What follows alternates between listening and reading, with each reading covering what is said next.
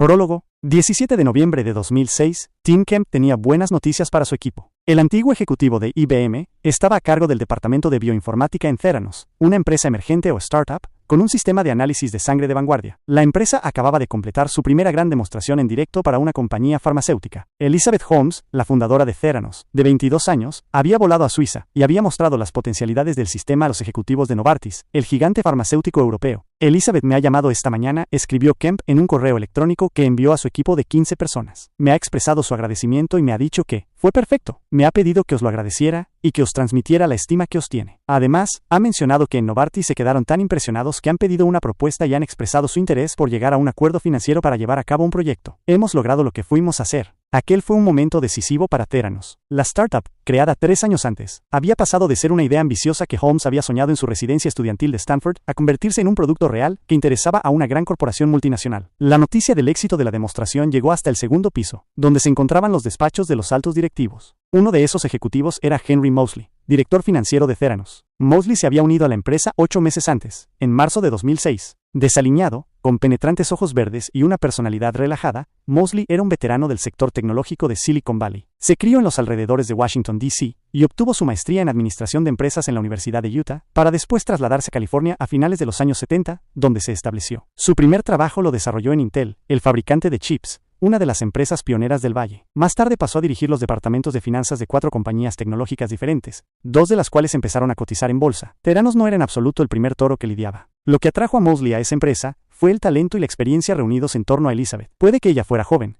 pero estaba rodeada por todo un elenco de estrellas. El presidente de su junta directiva era Donald L. Lucas, el capitalista de riesgo que había preparado al empresario de software multimillonario Larry Ellison, y le había ayudado a que Oracle Corporation cotizara en bolsa a mediados de los años 80. Lucas y Ellison habían invertido parte de su propio dinero en Theranos. Otro miembro de la junta directiva con una excelente reputación era Channing Robertson, decano asociado de la Facultad de Ingeniería de Stanford. Robertson era una de las estrellas de esa universidad. Su testimonio experto sobre las propiedades adictivas de los cigarrillos había obligado a la industria tabacalera a firmar un acuerdo histórico de $6.500 millones con el estado de Minnesota a finales de los años 90. Basándose en la poca relación que Moseley había tenido con él, estaba claro que Robertson tenía a Elizabeth en alta estima. Theranos también poseía un equipo ejecutivo fuerte. Kemp había pasado 30 años en IBM. Diane Parks, directora comercial de la empresa, contaba con 25 años de experiencia en compañías farmacéuticas y de biotecnología. John Howard, director comercial, había supervisado la filial de fabricación de chips de Panasonic. No era frecuente encontrarse con ejecutivos de ese calibre en una pequeña startup. Sin embargo, no solo la junta directiva y el equipo ejecutivo habían persuadido a Moseley de incorporarse a Theranos. El mercado que perseguía la empresa era enorme. Las compañías farmacéuticas gastaban cada año decenas de miles de millones de dólares en ensayos clínicos para probar nuevos medicamentos. Si Theranos pudiera hacerse indispensable para ellas y lograr una fracción de aquel gasto, la empresa podría ser su agosto.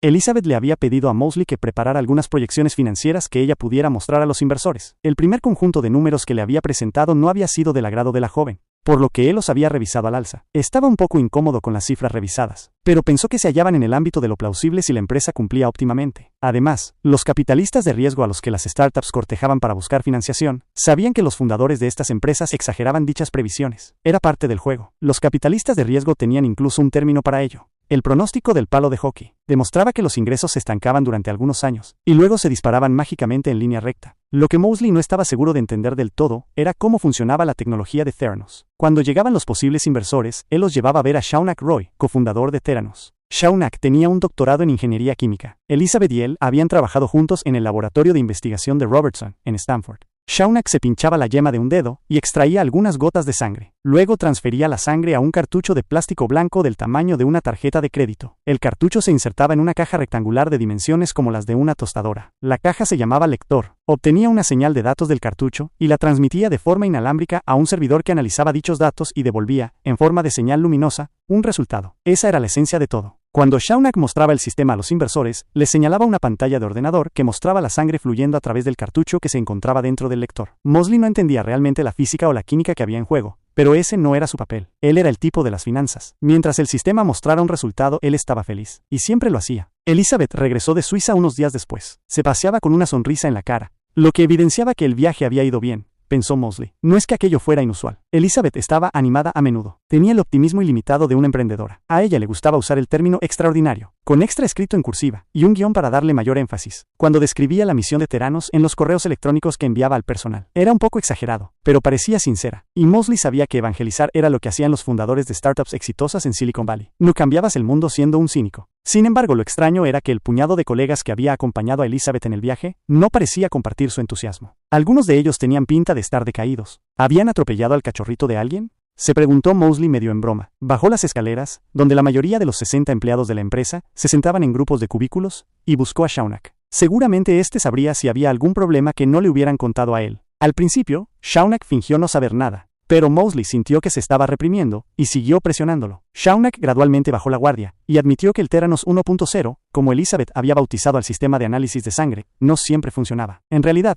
era una especie de juego de azar, dijo. Unas veces podías obtener un resultado y otras no. Aquello era nuevo para Mosley. Pensaba que el sistema era fiable. ¿No parecía que funcionaba siempre cuando los inversores lo veían? Bueno, había una razón por la que siempre parecía funcionar, dijo Shaunak. La imagen en la pantalla del ordenador, que mostraba cómo la sangre fluía a través del cartucho y se asentaba en los pequeños pozos, era real. Pero nunca se sabía si se iba a obtener un resultado o no. Así que habían registrado un resultado de una de las veces que había funcionado. Eran esos números registrados los que se presentaban al final de cada demostración. Mosley estaba estupefacto. Pensaba que los resultados se extraían en tiempo real de la sangre que había dentro del cartucho. Eso era, ciertamente, lo que hacían creer a los inversores que él traía. Lo que Shaunak acababa de describir sonaba a farsa. Estaba bien ser optimista y ambicioso cuando proponías un negocio a los inversores. Pero había una línea roja que no se debía cruzar, y aquello la cruzaba, en opinión de Mosley. Entonces, ¿qué había pasado exactamente con Novartis? Mosley no pudo obtener una respuesta directa de nadie, pero sospechaba que se había usado el mismo juego de manos. Y llevaba razón. Uno de los 2 lectores que Elizabeth llevó a Suiza funcionó mal cuando llegaron allí. Los empleados que ella llevó consigo se habían quedado despiertos toda la noche intentando repararlo. Para ocultar el problema durante la demostración, a la mañana siguiente, el equipo de Team Kemp en California había mostrado un resultado ficticio. Mosley tenía una de sus reuniones semanales con Elizabeth programada para aquella tarde. Cuando entró en su oficina, de inmediato le vino a la mente su carisma. Tenía la presencia de alguien de mucha mayor edad de la que ella tenía. La forma en que dirigía sus grandes ojos azules hacia su interlocutor le hacía sentir a esa persona que era el centro del universo. Era casi hipnótico. Su voz aumentaba el efecto fascinante. Hablaba en un tono grave e inusualmente profundo. Mosley decidió dejar que la reunión siguiera su curso natural antes de plantear sus preocupaciones. Theranos acababa de cerrar su tercera ronda de financiación. Desde cualquier punto de vista, había constituido un éxito rotundo. La empresa había recaudado otros $32 millones procedentes de los inversores, además de los 15 millones que había obtenido en las 2 rondas de financiación anteriores. La cifra más impresionante era su nueva valoración, $165 millones. No había muchas startups de 3 años de antigüedad que pudiesen decir que valieran tanto. Una razón importante para esa buena valoración eran los acuerdos que Theranos les dijo a los inversores que había alcanzado con diferentes socios farmacéuticos. Un conjunto de diapositivas enumeraba 6 acuerdos con 5 compañías que generarían unos ingresos de entre 120 y $300 millones en los 18 meses siguientes. Se comentaba también que había otros 15 acuerdos en vías de negociación. Si daban sus frutos, los ingresos podrían llegar a los $1.500 millones, según mostraba la presentación en PowerPoint. Las compañías farmacéuticas iban a utilizar el sistema de análisis de sangre de Theranos para controlar la respuesta de los pacientes a los nuevos medicamentos. Los cartuchos y los lectores se colocarían en los hogares de dichos pacientes durante los ensayos clínicos. Esas personas se pincharían la yema de un dedo varias veces al día, y los lectores transmitirían los resultados de sus análisis de sangre al patrocinador de la prueba. Si esos resultados indicaban una mala reacción al medicamento, el fabricante del mismo podría reducir la dosis inmediatamente, en lugar de esperar hasta el final del ensayo. Ese proceso reduciría los costes de investigación de las compañías farmacéuticas hasta en un 30%, o eso decía el conjunto de diapositivas. La inquietud de Mosley por todas esas afirmaciones fue en aumento desde el descubrimiento de aquella misma mañana. Por una cosa o por otra, en los 8 meses que llevaba en Theranos, él nunca había visto los contratos farmacéuticos. Cada vez que preguntaba por ellos, le decían que estaban bajo revisión legal, y, lo que era aún más importante, él había aceptado las ambiciosas previsiones de ingresos porque pensaba que el sistema de Theranos funcionaba de manera fiable. Si Elizabeth compartía alguna de aquellas dudas, no mostró ningún signo de ello. La joven era la viva imagen de la relajación y la felicidad. La nueva valoración, en particular, era motivo de gran orgullo. Puede que se unan a la junta nuevos directores para reflejar la creciente lista de inversores, le dijo a él. Mosley vio una oportunidad para abordar lo que había sucedido durante el viaje a Suiza, y los rumores que circulaban por la oficina de que algo había salido mal. Cuando lo hizo, Elizabeth admitió que había habido un problema, pero no le dio importancia. Se arreglaría fácilmente, dijo. Mosley lo dudaba a la vista de lo que entonces sabía. Mencionó lo que Shaunak le había contado sobre las demostraciones a los inversores. Deberían dejar de hacerlas si no eran completamente reales, dijo. Hemos estado engañándolos. No podemos seguir haciendo eso. La expresión de Elizabeth cambió de repente. Su actitud alegre de hacía un momento desapareció y dio paso a una cara de hostilidad. Era como si se hubiera pulsado un interruptor. Lanzó una mirada fría a su director financiero. Henry, no eres un jugador de equipo, dijo en un tono helado. Creo que deberías irte ahora mismo. No había error alguno en lo que acababa de suceder. Elizabeth no solo le estaba pidiendo que saliera de su despacho, le estaba diciendo que se fuera de la empresa. Inmediatamente, Mosley acababa de ser despedido.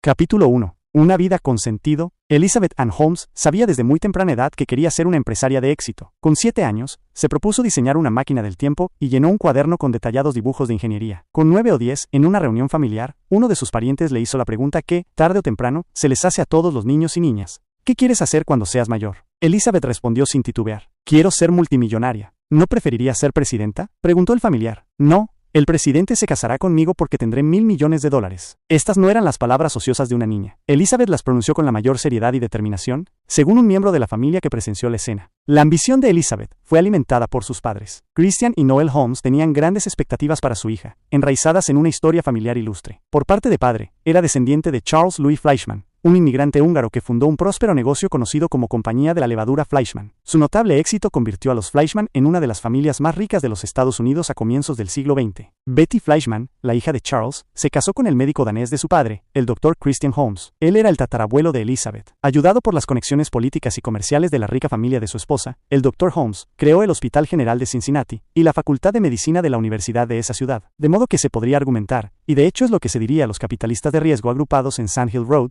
cerca del campus de la Universidad de Stanford, que Elizabeth no solo heredó genes empresariales, sino también médicos. La madre de Elizabeth, Noel, tenía su propio y glorioso origen familiar. Su padre era un graduado de West Point, que como oficial de alto rango del Pentágono a principios de los años 70, planeó y llevó a cabo la transformación de un ejército basado en un reclutamiento forzoso, a una fuerza armada que se nutría solo de voluntarios. Los Daoust rastreaban sus ancestros hasta el Marechal Davout, uno de los principales generales de campo de Napoleón. Pero fueron los logros por parte de la familia paterna de Elizabeth los que relumbraban más y cautivaban la imaginación. Chris Holmes se aseguró de educar a su hija no solo en el impresionante éxito de sus generaciones anteriores, sino también en los fracasos de las más jóvenes. Tanto su padre como su abuelo habían vivido a lo grande pero con defectos, pasando por diferentes matrimonios y luchando contra el alcoholismo. Chris los culpaba de desperdiciar la fortuna familiar. Crecí con esas historias sobre grandezas, le contaría Elizabeth a la revista The New Yorker en una entrevista años más tarde, y sobre las personas que deciden no emplear sus vidas en algo que tenga sentido, y qué les sucede a esas personas cuando toman esa decisión, cómo influye en el carácter y en la calidad de vida de esas personas. Elizabeth pasó sus primeros años en Washington, D.C.,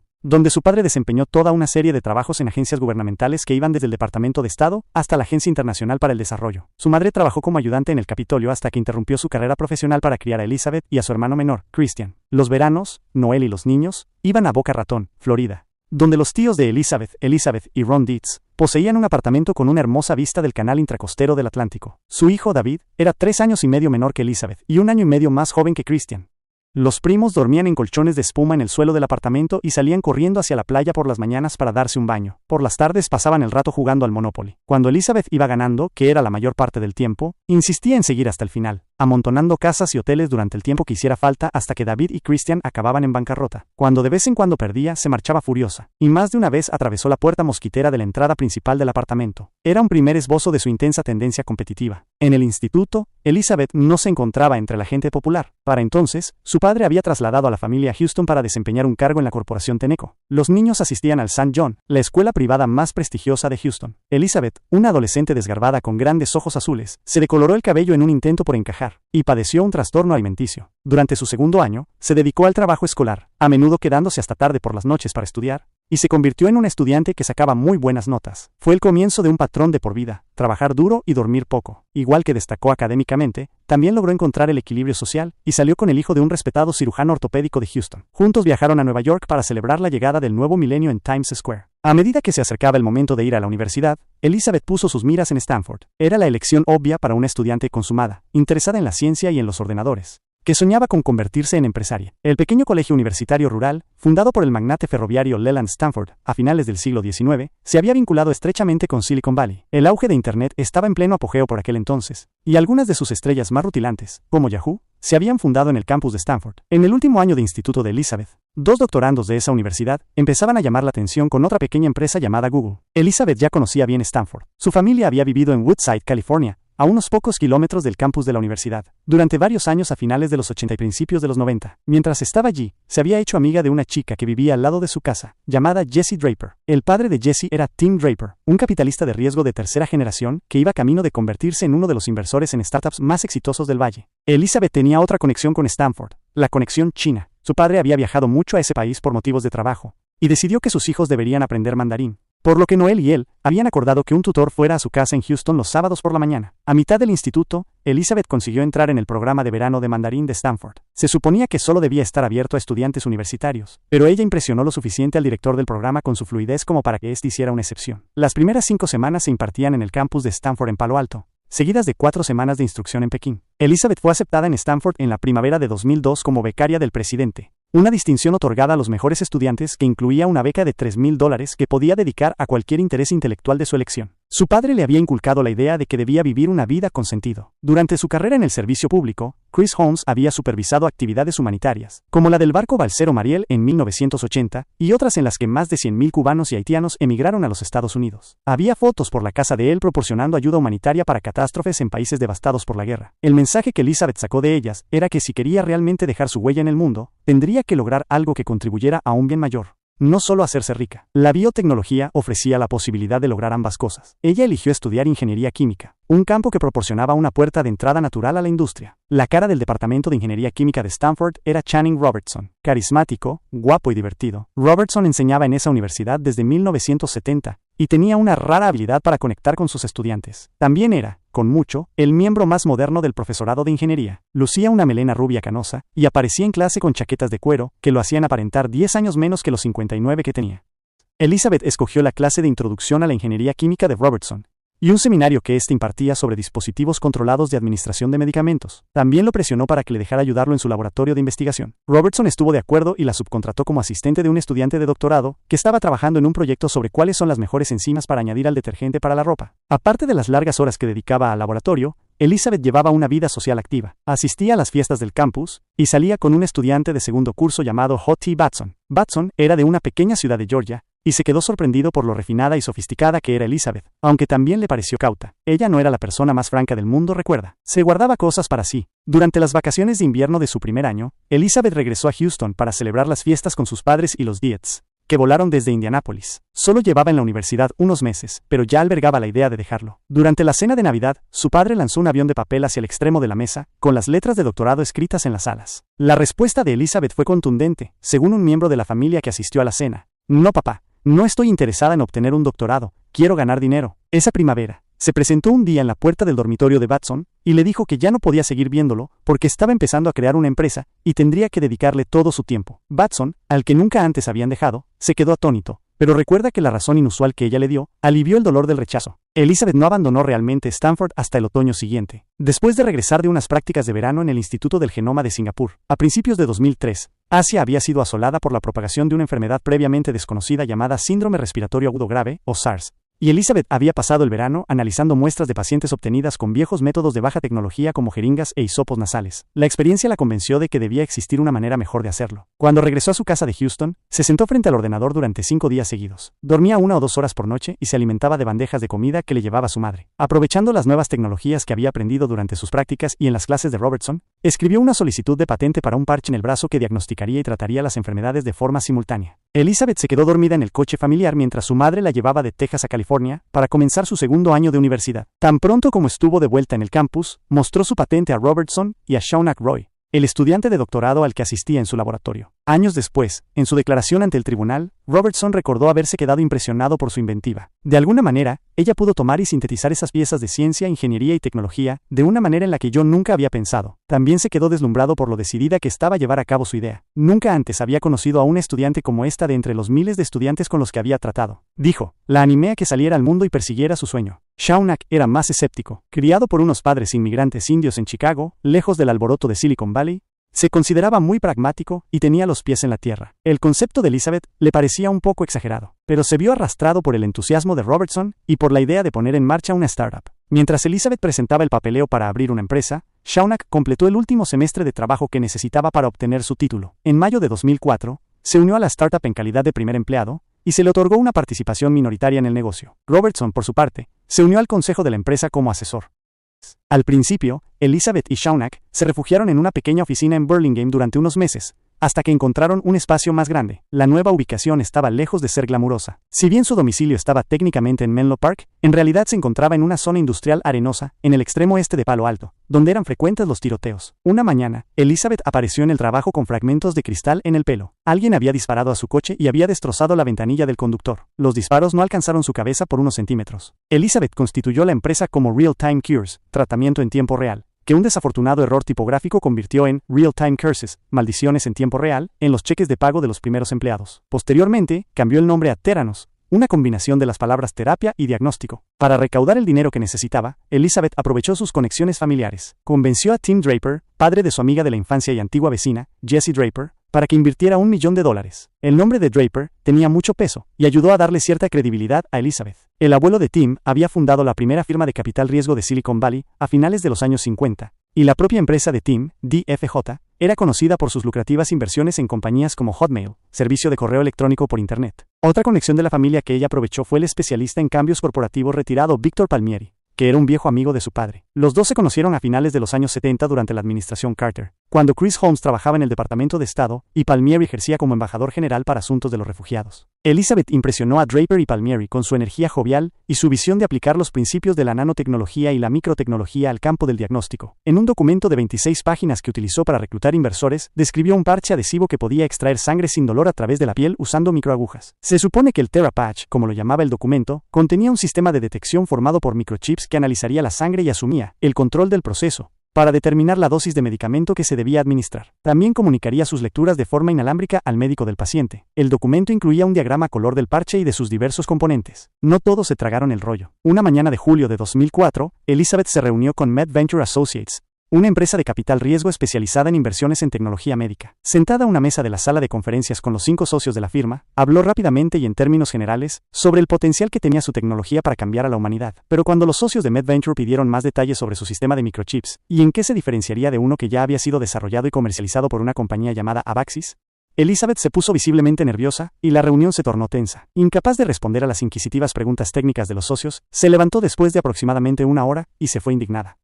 MedVenture Associates no fue la única firma de capital riesgo que rechazó a la universitaria de 19 años que había abandonado los estudios. Sin embargo, aquello no impidió que Elizabeth recaudara un total de casi $6 millones a finales de 2004 procedentes de un cajón desastre de inversores. Además de Draper y Palmieri, se aseguró las inversiones de un capitalista de riesgo de avanzada edad llamado John Bryan y de Stephen L. Feinberg, un inversor de bienes raíces y de capital privado que estaba en la junta directiva del Centro para el Cáncer MD Anderson de Houston. También persuadió para que pusiera dinero a un compañero de Stanford llamado Michael Chang, cuya familia controlaba un distribuidor multimillonario de dispositivos de alta tecnología en Taiwán. Varios miembros de la familia de Holmes, incluida la hermana de Noel Holmes, Elizabeth Dietz, también aportaron dinero. A medida que fluía el capital, a Shaunak le quedó claro que un pequeño parche que pudiera hacer todas las cosas que Elizabeth quería que hiciera, rayaba en la ciencia ficción. Teóricamente tal vez fuera posible, al igual que los vuelos tripulados a Marte eran teóricamente posibles. Pero el problema estaba en los detalles. En un intento por hacer que el concepto del parche fuera más factible, lo redujeron a la parte del diagnóstico. Pero incluso aquello resultaba increíblemente difícil. Finalmente, desecharon el parche en favor de algo similar a los dispositivos de mano utilizados para controlar los niveles de glucosa en sangre en pacientes con diabetes. Elizabeth quería que el dispositivo de Theranos fuese portátil, como esos dispositivos de control de glucosa, pero quería que midiera muchas más sustancias en sangre que únicamente el azúcar, lo que lo haría mucho más complejo y por lo tanto más voluminoso. El compromiso al que se llegó fue un sistema de cartuchos y lectores que combinaba los campos de la microfluídica y la bioquímica. El paciente se pincharía en la yema de un dedo para extraer una pequeña muestra de sangre, y la colocaría en un cartucho que parecía una tarjeta de crédito gruesa. El cartucho se insertaría en una máquina más grande llamada lector.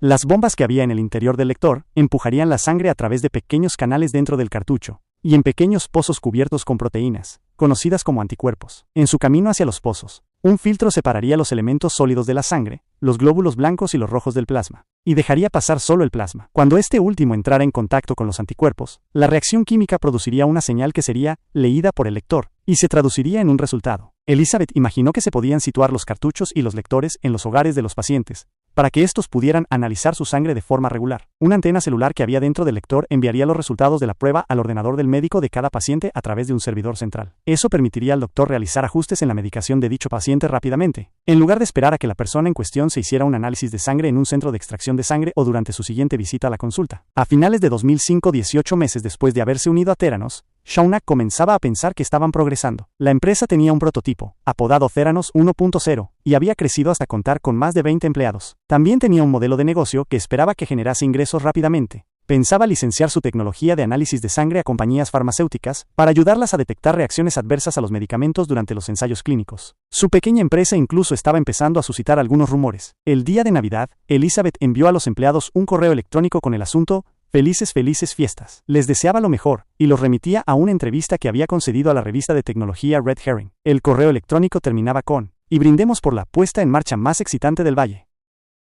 Capítulo 2. El robot de pegamento. Edmond Koo se entrevistó con Elizabeth Holmes a principios de 2006, y se quedó cautivado al instante por la imagen que la joven desplegó ante él. Le describió un mundo en el que los medicamentos se adaptarían minuciosamente a los individuos, gracias a la tecnología de control de sangre de Theranos. Para ilustrar su argumento mencionó Celebrex, un analgésico que estaba bajo sospecha porque se pensaba que aumentaba el riesgo de sufrir un ataque cardíaco y accidentes cerebrovasculares. Se comentaba que su fabricante, Pfizer, tendría que retirarlo del mercado. Con el sistema de Theranos, los efectos secundarios de Celebrex podrían eliminarse, lo que permitiría que millones de personas que sufren de artritis siguieran tomando el medicamento para aliviar sus dolores y molestias, explicó. Elizabeth hizo referencia al hecho de que aproximadamente 100.000 estadounidenses morían cada año a causa de reacciones adversas a los medicamentos. Theranos acabaría con todas esas muertes, dijo. Literalmente. Salvaría vidas. Edmond, al que llamaban Ed, se sintió atraído por la joven que estaba sentada frente a él, que le miraba fijamente sin pestañear. Pensó que la misión que ella describía era admirable. Ed era un ingeniero silencioso que había ganado fama en el valle de ser el hombre de las soluciones. Las startups tecnológicas que se encontraban atascadas con un problema de ingeniería complejo le llamaban a él, y en la mayoría de los casos, encontraba una solución. Nacido en Hong Kong, había emigrado a Canadá con su familia a comienzos de su adolescencia, y tenía el hábito, común entre hablantes nativos de chino que aprenden inglés como segunda lengua, de hablar siempre en tiempo presente. Un miembro de la junta directiva de Theranos le había abordado hacía poco tiempo para que se hiciera cargo de los trabajos de ingeniería en la startup. Si aceptaba el trabajo, su tarea sería convertir el prototipo Theranos 1.0 en un producto viable que la empresa pudiera comercializar. Después de escuchar el tono inspirador de Elizabeth, decidió enrolarse. A Ed no le llevó mucho tiempo darse cuenta de que Theranos era el desafío de ingeniería más difícil al que jamás se hubiera enfrentado. Él tenía experiencia en el campo de la electrónica, no en el de los dispositivos médicos, y el prototipo que había heredado realmente no funcionaba. Era más bien como una maqueta de lo que Elizabeth tenía en mente. Tenía que convertir la maqueta en un dispositivo funcional. La dificultad principal se derivaba de la insistencia de Elizabeth en que se utilizara muy poca sangre. Ella había heredado de su madre la fobia a las agujas. Noel Holmes se desmayaba ante la simple visión de una jeringa. Elizabeth quería que la tecnología de Theranos funcionara con una sola gota de sangre extraída de la yema de un dedo. Estaba tan obsesionada con esa idea que se molestó cuando un empleado encargó unas gotas de sangre falsas hechas de espuma y puso el logotipo de Theranos en ellas para una exhibición de la empresa en una feria de trabajo. Elizabeth consideró que las gotas de espuma eran demasiado grandes para transmitir los pequeños volúmenes que ella tenía en mente. Su obsesión con la miniaturización se extendía hasta el cartucho. Quería que cupiera en la palma de la mano, complicando aún más la tarea de Ed.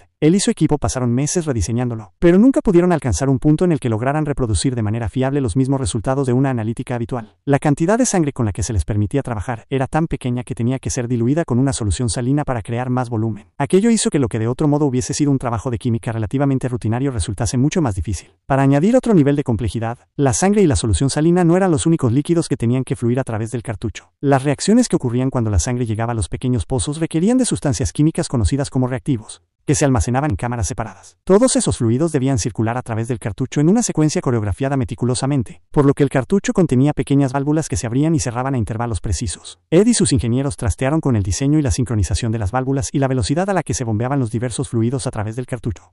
Otro problema fue evitar que todos esos fluidos se filtraran y se contaminaran entre sí. Intentaron cambiar la forma, la longitud y la orientación de los pequeños canales que había dentro del cartucho para minimizar dicha contaminación. Hicieron innumerables pruebas con colorante alimentario para ver a dónde iban los diferentes colores y en qué lugar se producía la mencionada contaminación. Era un sistema complicado, interconectado, comprimido en un espacio pequeño. Uno de los ingenieros de Ed usaba una analogía para ello. Era como una red de bandas elásticas. Tirar de una de ellas inevitablemente estiraba varias de las otras. Cada cartucho costaba más de $200 y solo podía usarse una vez. Estaban probando cientos de ellos a la semana. Elizabeth había comprado una línea de embalaje automática que valía $2 millones en espera de que pudieran comenzar a expedirlos. Pero ese día parecía muy lejano. Tras haber agotado sus primeros $6 millones, Theranos había recaudado otros 9 millones en una segunda ronda de financiación para reponer sus arcas. Un grupo separado formado por bioquímicos se encargaba de la parte química del proyecto. La colaboración entre ese grupo y el grupo de Ed estaba lejos de ser óptima. A ambos rendían cuentas a Elizabeth, pero no se les incentivaba a comunicarse entre ellos. A Elizabeth le gustaba mantener la información compartimentada, de modo que tan solo ella tuviera una visión completa del desarrollo del sistema. Como consecuencia, Ed no estaba seguro de si los problemas con los que se encontraban se debían a los microfluidos, de los que él era responsable, o a la parte química del proyecto, con la que no tenía nada que ver. Sin embargo, tenía una cosa clara. Tendrían muchas más posibilidades de éxito si Elizabeth les permitiera usar más sangre, pero ella no quería ni oír hablar de eso. Una noche, Ed estaba trabajando hasta tarde, cuando Elizabeth llegó a su espacio de trabajo. Estaba frustrada con el ritmo del progreso del equipo de Ed,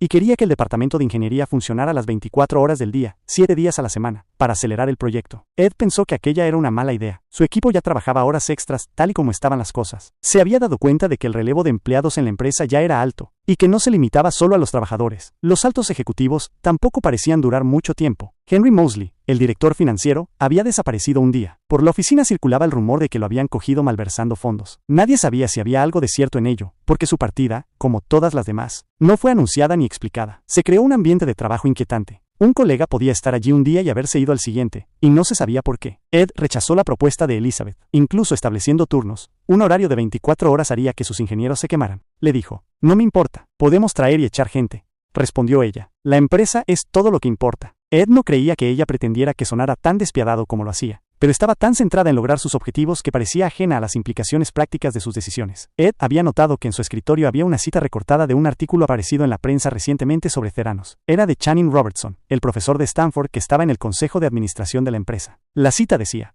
«Empiezas a darte cuenta de que estás mirando a los ojos de otro Bill Gates o Steve Jobs». Eso era ponerse el listón alto, pensó Ed. Por otra parte, si había alguien que pudiera saltarlo, podía ser esta joven. Él nunca había conocido a nadie tan motivado e incansable. Dormía 4 horas por noche, y tomaba granos de café cubiertos de chocolate durante todo el día para inyectarse cafeína. Ed intentó decirle que durmiese más y que llevara un estilo de vida más saludable, pero la joven no le hizo caso. Tan obstinada como era Elizabeth, Ed sabía que había una persona a la que hacía caso. Un hombre misterioso llamado Sonny. Elizabeth había dejado caer su nombre las suficientes veces como para que Ed hubiera recopilado algunos datos básicos sobre él. Era pakistaní, mayor que Elizabeth, y eran pareja. Se decía que Sonny había hecho una fortuna con la venta de una compañía de internet que había cofundado a finales de los años 90.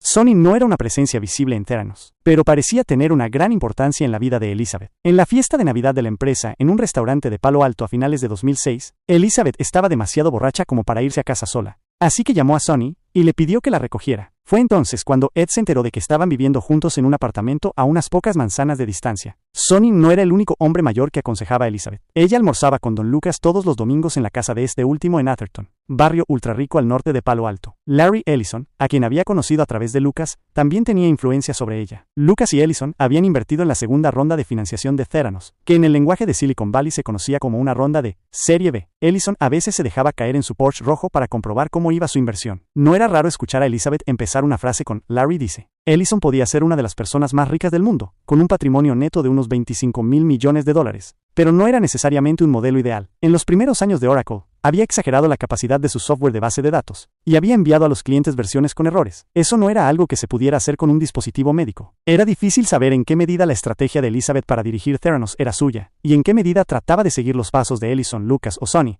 pero una cosa resultaba clara. No estaba contenta cuando Ed se negó a que su grupo de ingenieros trabajara 24 horas, 7 días a la semana. A partir de aquel momento, su relación se enfrió. Poco después, Ed se dio cuenta de que Elizabeth estaba contratando a nuevos ingenieros, pero no hacía que estos le rindieran cuentas a él. Formaban un grupo separado, un grupo rival. Notó que la joven jugaba a enfrentar a su equipo de ingeniería y al nuevo equipo en una versión corporativa de la supervivencia del más fuerte. A Ed no le dio tiempo a pensar demasiado en aquel asunto, porque había algo más con lo que tenía que lidiar. Elizabeth había convencido a Pfizer para que probara el sistema de Theranos en un proyecto piloto en Tennessee. Según el acuerdo, las unidades Theranos 1.0 se colocarían en los hogares de la gente, y los pacientes se someterían a un análisis de sangre todos los días. Los resultados se enviarían de forma inalámbrica a la oficina de Theranos en California, donde se analizarían y luego se enviarían a Pfizer. Tenían que solucionar de alguna manera todos los problemas antes de que se iniciara el estudio. Ella ya había programado un viaje a Tennessee para comenzar a enseñar cómo usar el sistema a algunos de los pacientes y médicos. A principios de agosto de 2007, Ed acompañó a Elizabeth a Nashville. Sonny los recogió en la oficina en su Porsche y los llevó al aeropuerto. Fue la primera vez que Ed lo conoció en persona. De repente, su diferencia de edad quedó patente. Sonny parecía tener unos 40 y tantos años, casi 20 más que Elizabeth. También había una dinámica fría y profesional en su relación. Cuando se separaron en el aeropuerto, Sonny no le dijo adiós ni «que tengas buen viaje». En cambio gritó «venga, a ganar algo de dinero». Cuando llegaron a Tennessee, los cartuchos y los lectores que habían llevado no funcionaban correctamente. por lo que Ed tuvo que pasar la noche desmontándolos y volviéndolos a montar sobre su cama en la habitación del hotel. Logró que funcionaran por la mañana lo suficientemente bien como para poder extraer muestras de sangre de 2 pacientes y media docena de médicos y enfermeras en una clínica oncológica local. Los pacientes parecían estar muy enfermos. Ed se enteró de que estaban muriéndose de cáncer. Estaban tomando medicamentos diseñados para disminuir el crecimiento de los tumores, lo que podría procurarles unos meses más de vida. A su regreso a California, Elizabeth declaró que el viaje había sido un éxito y envió al personal uno de sus alegres correos electrónicos. Ha sido realmente increíble, escribió. Los pacientes entendieron el sistema inmediatamente. En el momento en que te encuentras con ellos, sientes su miedo, sus esperanzas y su dolor. Los empleados de Theranos, agregó, deberían dar una vuelta de honor. Ed no se sentía tan optimista. El uso del Theranos 1.0 en un estudio en pacientes parecía prematuro, especialmente ahora que sabía que el estudio involucraba a enfermos terminales de cáncer. Para desahogarse, Ed salía a tomar cervezas con Shaunak los viernes por la noche, e iban a un ruidoso bar deportivo llamado Old Pro en Palo Alto. A menudo, Gary Frenzel, jefe del equipo de química, se unía a ellos. Gary era un buen chico de Texas, le gustaba contar batallitas sobre sus días como jinete de rodeo. Renunció a montar e hizo carrera como químico después de romperse demasiados huesos. A Gary le encantaba cotillar y contar chistes, lo que provocaba que Shaunak estallara en una risita fuerte y aguda, que era la risa más ridícula que Ed hubiera escuchado nunca. Los tres intimaron durante esas salidas y se hicieron buenos amigos. Entonces, un día, Gary dejó de ir al Old Pro. Al principio, Ed y Shaunak no estuvieron seguros del porqué, pero pronto obtuvieron una respuesta. A finales de agosto de 2007, se envió un correo electrónico a los empleados de Theranos para que se juntaran en el piso superior a fin de celebrar una reunión. La empresa había crecido hasta contar con más de 70 personas. Todos dejaron de hacer lo que tenían entre manos y se reunieron en el segundo piso, frente al despacho de Elizabeth. El ambiente era serio. Elizabeth tenía el ceño fruncido y parecía enfadada. Junto a ella se encontraba Michael Esquivel, un abogado bien vestido que hablaba de forma rápida, y se había unido a Theranos unos meses antes como consejero general, procedente de Wilson Sonsini Goodrich y Rosati, principal bufete de abogados de Silicon Valley. Esquivel fue el que más habló. Dijo que Theranos iba a demandar a 3 antiguos empleados por robo de propiedad intelectual. Sus nombres eran Michael O'Connell, Chris Todd y John Howard. Howard había supervisado todo el I+D y había entrevistado a Ed antes de que lo contrataran. Todd era el predecesor de Ed y había dirigido el diseño del prototipo 1.0, y O'Connell era un empleado que había trabajado en el cartucho hasta su marcha, el verano anterior. Nadie debía tener ningún contacto con ellos en el futuro, y todos los correos electrónicos y documentos deberían conservarse, les dijo Esquivel. Él llevaría a cabo una investigación exhaustiva para reunir pruebas con la ayuda de Wilson Sonsini. Luego agregó algo que hizo que los asistentes se estremecieran. Hemos llamado al FBI para que nos ayude con el caso. Ed y Shaunak pensaron que Gary Frenzel probablemente se asustó por aquel giro de los acontecimientos. Era buen amigo de Chris Todd, el predecesor de Ed. Gary había trabajado con Todd durante 5 años en 2 empresas anteriores antes de seguirlo a Theranos. A raíz de la marcha de Todd en julio de 2006, Gary y él se habían mantenido en contacto, hablando a menudo por teléfono e intercambiando correos electrónicos. Seguramente Elizabeth y Esquivel se habían enterado y le habían leído la cartilla a Gary. Parecía asustado. Shaunak también había tenido amistad con Todd y pudo reconstruir lo que había sucedido. O'Connell, que tenía un postdoctorado en nanotecnología por Stanford,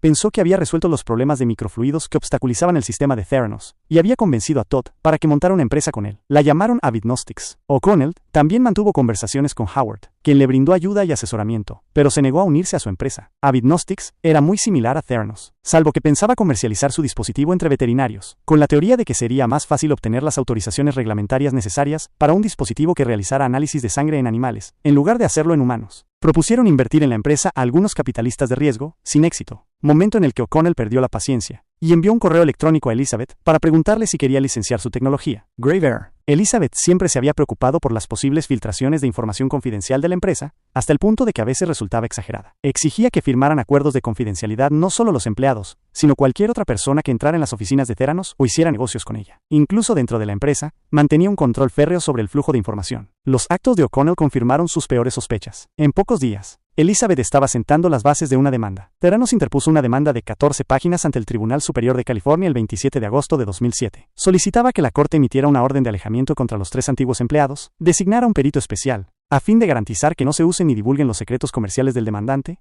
y que otorgara a Theranos una compensación económica por 5 motivos distintos.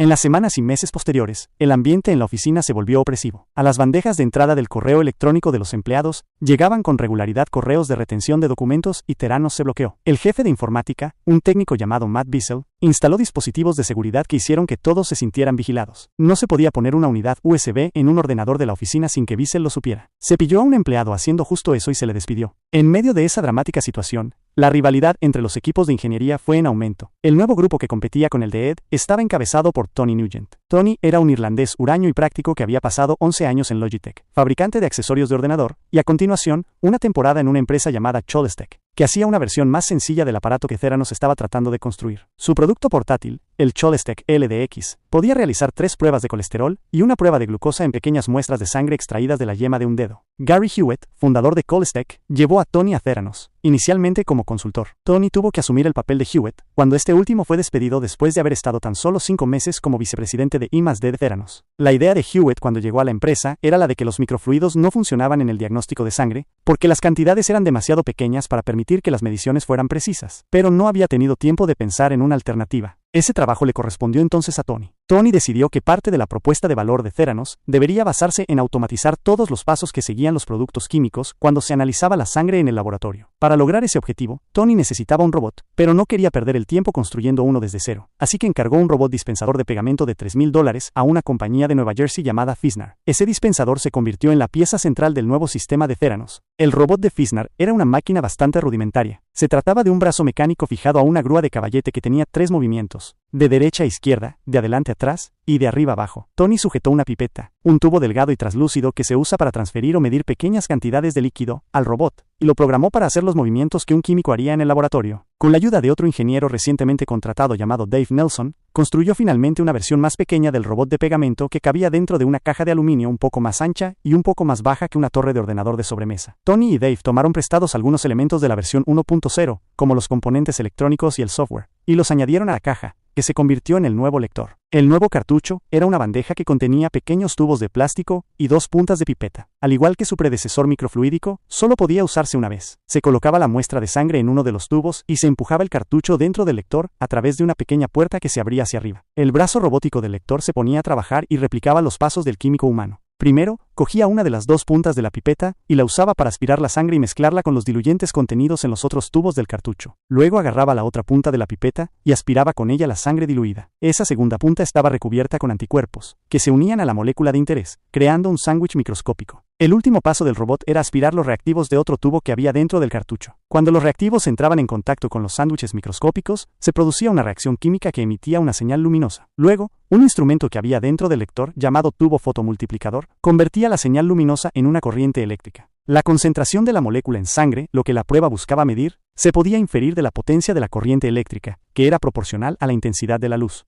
Esa técnica de análisis de sangre se conocía como inmunoensayo quimioluminiscente. En lenguaje de laboratorio, la palabra ensayo es sinónimo de análisis de sangre. La técnica no era nueva. Fue iniciada a principios de los años 80 por un profesor de la Universidad de Cardiff, pero Tony la había automatizado dentro de una máquina que, aunque era más grande que el Theranos 1.0, que tenía el tamaño de una tostadora, todavía era lo suficientemente pequeña como para que fuera posible la idea de Elizabeth de colocarlo en los hogares de los pacientes. Y solo requería unos 50 microlitros de sangre. Eso era más que los 10 microlitros en los que Elizabeth insistía inicialmente, pero aún así era solo una gota. En septiembre de 2007, 4 meses después de empezar a construirlo, Tony tenía un prototipo en marcha, uno que funcionaba de manera mucho más fiable que el remolón sistema en el que Ed Cui todavía estaba trabajando en otra parte del edificio. Tony le preguntó a Elizabeth cómo quería llamarlo.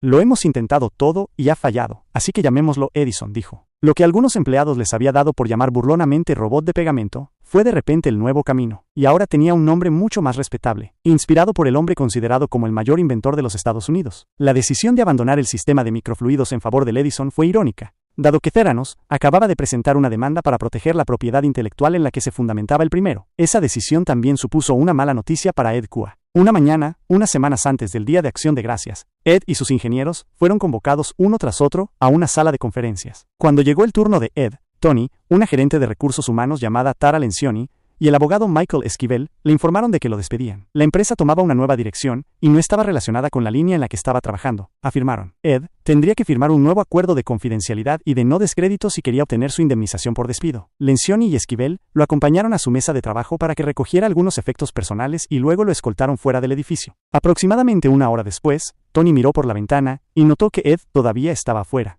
con la chaqueta colgada del brazo, y parecía estar perdido. Resultó que no había llevado su coche a la oficina esa mañana, y estaba tirado. Aquello ocurrió antes de que existiera Uber, así que Tony fue a buscar a Shaunak, y como sabía que eran amigos, le pidió que llevara a Ed a casa. Shaunak siguió a Ed por la puerta 2 semanas después, aunque en términos más amistosos. El Edison era, en esencia, un robot de pegamento reconvertido. Y aquel era un gran paso hacia abajo, desde la noble idea que Elizabeth le había vendido al principio. También estaba inquieto por el constante recambio del personal y la histeria producida por la demanda judicial. Después de casi 3 años y medio, parecía que era hora de seguir adelante. Shaunak le dijo a Elizabeth que estaba pensando en volver a la universidad y ambos aceptaron separarse. Ella organizó una fiesta de despedida en la oficina. Era posible que el producto de Theranos ya no fuera la tecnología innovadora y futurista que Elizabeth había imaginado. Pero ella seguía estando tan comprometida como siempre con su empresa. De hecho, estaba tan emocionada con el Edison que comenzó a sacarlo de la oficina casi de inmediato para enseñarlo. Tony le comentó a Dave que debían haber construido un par antes de habérselo contado. Bromas aparte, Tony estaba un poco incómodo con las prisas de Elizabeth. Se había realizado una revisión de seguridad básica para cerciorarse de que no electrocutara a nadie. Pero eso era todo. Ni siquiera tenía claro qué tipo de etiqueta ponerle. El equipo legal no fue de mucha ayuda cuando le preguntó al respecto, por lo que buscó por su cuenta las regulaciones de la Administración de Alimentos y Medicamentos, FDA, por sus siglas en inglés, y decidió que la más apropiada era una etiqueta que rezara, para uso exclusivo de investigación. Aquel no era un producto terminado y nadie debía tener la impresión de que lo era, pensó Tony. Capítulo 3. Envidia de Apple. Para una joven empresaria que estaba construyendo un negocio en el corazón de Silicon Valley, era difícil escapar de la sombra de Steve Jobs. En el año 2007, el fundador de Apple había consolidado su leyenda en el mundo de la tecnología y en la sociedad estadounidense en general, al rescatar de las cenizas al fabricante de ordenadores con el iMac, el iPod y la tienda de música iTunes. En enero de aquel año, reveló su última y más genial idea, el iPhone, ante una entusiasta audiencia en la conferencia Macworld en San Francisco. Para cualquiera que pasara tiempo con Elizabeth, estaba claro que ella adoraba a Jobs y a su empresa, Apple. Le gustaba llamar al sistema de análisis de sangre de Theranos, el iPod del cuidado de la salud, y predijo que, al igual que los productos omnipresentes de Apple, su dispositivo estaría algún día en todos los hogares del país. En el verano de 2007, llevó su admiración por Apple un paso más allá al reclutar para Theranos a varios de sus empleados. Uno de ellos fue Ana Arriola, una diseñadora de producto que había trabajado en el iPhone. El primer encuentro de Ana con Elizabeth se produjo en el Coupa Café, un sitio de moda en el que vendían sándwiches, en Palo Alto, lugar que se había convertido en el sitio favorito de esta última fuera de la oficina. Después de poner al corriente a Ana sobre sus antecedentes y sus viajes a Asia, Elizabeth le dijo que estaba contemplando construir un mapa de la enfermedad de cada persona a través de los análisis de sangre de Theranos. La empresa podría entonces aplicar ingeniería inversa a enfermedades como el cáncer, por medio de modelos matemáticos que analizarían los datos de la sangre y predecirían la evolución de los tumores. Para una neófita en el mundo de la medicina como lo era Ana, aquello sonaba sorprendente y daba la sensación de que iba a cambiar el mundo. Y Elizabeth parecía brillante. Pero dado que Ana dejaría 15.000 acciones de Apple en caso de unirse a Theranos, quería saber la opinión de su esposa. Corinne quedó con Elizabeth en volverse a ver en Palo Alto, esta vez con Corinne presente. Cualquier duda que tuviera al respecto se disipó cuando Elizabeth también le causó una muy buena impresión a Corinne. Ana se unió a Theranos como su principal arquitecta de diseño. En esencia, aquello significaba que era responsable de la apariencia y el tacto general del Edison. Elizabeth quería un software de pantalla táctil similar al del iPhone y una elegante carcasa para la máquina. La carcasa, decretó, debía tener 2 colores separados por un corte diagonal, como el iMac original. Pero a diferencia de aquel primer iMac, este no podría ser traslúcido. Tenía que ocultar el brazo robótico y el resto de las tripas del Edison. Ella había subcontratado el diseño de la carcasa a Yves Becher, diseñador industrial nacido en Suiza cuya reputación en el valle solo era superada por la de Johnny Ive, de Apple. A Becher se le ocurrió un diseño elegante en blanco y negro, que resultó difícil de construir. Tony Nugent y Dave Nelson pasaron incontables horas moldeando chapas metálicas en un intento de hacerlo bien. La carcasa no ocultaba los fuertes ruidos que hacía el brazo robótico, pero Ana estaba convencida de que al menos haría que el dispositivo fuera presentable cuando Elizabeth lo enseñara en las demostraciones. Ana consideró que a la misma Elizabeth le podría venir bien un cambio de imagen. La forma en que se vestía estaba sin duda pasada de moda. Llevaba anchos pantalones grises y jerseys navideños que la hacían parecer una contable desaliñada. Algunas personas de su entorno como Channing Robertson y Don Lucas empezaban a compararla con Steve Jobs. De ser así, debía vestirse para la ocasión, le dijo. Elizabeth se tomó en serio la sugerencia. A partir de aquel momento iba a trabajar casi todos los días con pantalones y un jersey de cuello alto negros. A Ana pronto se le unieron en Theranos Justin Maxwell y Mike Bowerly, otros 2 fichajes contratados para trabajar en el diseño del software de Edison y en otras partes del sistema con las que los pacientes interactuarían, como el embalaje de los cartuchos. Ana y Justin habían trabajado juntos en Apple y conocían a Mike a través de la novia de este último, que había sido colega suya allí. No pasó mucho tiempo antes de que los reubicados de Apple comenzaran a notar que Elizabeth y Theranos tenían sus caprichos. Ana llegaba temprano todas las mañanas a su reunión diaria de las 7:30 con Elizabeth para informarle sobre los problemas del diseño. Cuando metía su coche en el aparcamiento, Ana la encontraba improvisando con música hip hop en su todoterreno Infiniti negro, las mechas rubias de su pelo saltando salvajemente. Un día en que Justin entró en su oficina para ponerla al día sobre un proyecto, Elizabeth le hizo señas con entusiasmo y le dijo que quería mostrarle algo. Señaló un pisapapeles de metal de unos 20 centímetros de largo que había sobre su escritorio. Tenía grabada la frase: ¿qué intentarías hacer si supieras que no puedes fallar? La joven lo había colocado de manera que las palabras quedaran frente a ella, y claramente, lo encontraba inspirador. Tener una jefa idealista no era algo malo, pero había otros aspectos de trabajar en Theranos que resultaban menos agradables. Uno de ellos era tener que pelearse a diario con Matt Bissell, jefe de informática, y con su secuaz Nathan Lortz. Bissell y Lortz tenían la red de ordenadores de la empresa configurada de tal manera que la información se dividía en silos, dificultando la comunicación entre los empleados y los departamentos. Ni siquiera se podían intercambiar mensajes instantáneos con un compañero de trabajo. Los puertos del chat estaban bloqueados. Todo se hacía con el fin de proteger la información confidencial y los secretos comerciales, pero el resultado final se traducía en horas de productividad perdidas. Una noche a Justin, la situación se le volvió tan frustrante que se quedó hasta tarde, y le escribió a Anna un largo correo electrónico al respecto. Hemos perdido de vista nuestro objetivo de negocio. Esta empresa tenía intención de meter a un grupo de personas en una habitación y evitar que hicieran cosas ilegales, o pretendía hacer algo asombroso con las mejores personas, lo más rápidamente posible, escribió malhumorado. Justin y Mike también tenían la clara sensación de que Bissell y Lortz los estaban espiando e informaban a Elizabeth de sus hallazgos. Siempre querían saber qué programas estaban ejecutando en sus ordenadores y, a veces, se volvían sospechosamente cordiales en lo que parecían intentos transparentes de provocar cotilleos sediciosos. La investigación no se limitaba a los informáticos. Los asistentes administrativos de Elizabeth seguían a los empleados en Facebook y le decían a ella lo que esos empleados publicaban en la red social. Uno de los asistentes hizo un seguimiento de cuándo llegaban y cuándo se iban los empleados para que Elizabeth supiera exactamente cuántas horas pasaban en el trabajo. Para persuadir a la gente de que trabajara jornadas más largas, ella hacía que les llevaran la cena todas las noches. La comida a menudo no llegaba hasta las 8 u 8:30, lo que significaba que lo más temprano que salían de la oficina era a las 10. El ambiente se volvía aún más raro cuando la junta de Theranos se reunía una vez por trimestre. Se decía a los empleados que hicieran como que estaban ocupados y no establecieran contacto visual con los miembros de la junta cuando estos paseaban por las oficinas. Elizabeth los conducía a una gran sala de conferencias acristalada y bajaba las persianas. Parecían agentes de la CIA llevando a cabo interrogatorios secretos con un operativo encubierto. Una noche, Anna llevó en coche a Justin y Aaron Moore, uno de los ingenieros, de vuelta a San Francisco. Aaron había abandonado los estudios de un programa de doctorado en el Instituto Tecnológico de Massachusetts, MIT, y había ido a trabajar a Theranos en septiembre de 2006, tras ver un pequeño anuncio que la empresa había puesto en una publicación comercial. Aaron llevaba en la empresa casi un año, cuando Anna y Justin se incorporaron. Aaron era lo suficientemente inteligente como para haber ido a la universidad en Stanford y a la escuela de posgrado en el MIT, pero no se tomaba a sí mismo demasiado en serio. Era originario de Portland, Oregón, y tenía el aspecto inconformista de la gente de esa ciudad. Cabello desgreñado, barba de 3 días y pendientes. También era ingenioso, todo lo cual le convertía en la única persona en Theranos con la que los reubicados de Apple podían entenderse. Anna, Justin y Aaron vivían en San Francisco e iban en coche o en tren a la oficina. Aquella noche, durante el viaje a casa, Aaron compartió con sus nuevos colegas algunas quejas que tenía, mientras estaban en un atasco dentro del Prius de Anna. Por si no se habían dado cuenta todavía, en Theranos se despedía a la gente de forma constante, les dijo Aaron. Anna y Justin sin duda lo habían notado. Acababan de tener lugar los despidos de Ed Q. Además de Ed, otras 20 personas habían perdido sus trabajos. Había sucedido tan rápido que Ed se dejó un montón de herramientas de trabajo, incluido un buen juego de cúteres de precisión X-Acto, que Justin sacó de un cubo de basura y reclamó como propio. Aaron mencionó que también estaba preocupado por el estudio con pacientes de cáncer en Tennessee. Nunca habían logrado que el sistema microfluídico funcionara de manera adecuada, y desde luego, no lo suficientemente bien como para usarlo en pacientes vivos, y sin embargo, Elizabeth había seguido adelante con el estudio. El cambio a la nueva máquina que construyó Tony representaba una mejora, pero Aaron tenía la sensación de que aún no tenían una buena lectura sobre su rendimiento. Los grupos de ingeniería y química no se comunicaban. Cada uno realizaba pruebas en las partes del sistema de las que era responsable, pero nadie llevaba a cabo análisis del sistema en su conjunto. Anna escuchaba con creciente inquietud. Ella había asumido que Theranos había perfeccionado su tecnología de análisis de sangre si es que iba a ser utilizada en pacientes. En aquel momento, Aaron le estaba diciendo que todavía era, en gran medida, un empeño inacabado. Anna sabía que el estudio de Tennessee involucraba personas que estaban muriendo de cáncer. Le molestaba pensar que podrían ser usados como conejillos de indias para probar un dispositivo médico defectuoso. Lo que Anna y Aaron no sabían, y lo que podría haber disipado sus preocupaciones de alguna manera, era que los resultados de las pruebas que Theranos generaba a partir de la sangre de los pacientes con cáncer no se iban a utilizar para realizar cambios en sus tratamientos. Solo iban a ser usados con fines de investigación para ayudar a Pfizer a evaluar la efectividad de la tecnología de Theranos. Pero eso nunca estuvo claro para la mayoría de los empleados de Theranos porque Elizabeth nunca explicó los términos del estudio. A la mañana siguiente, Anna se acercó a la persona que la había presentado a Theranos.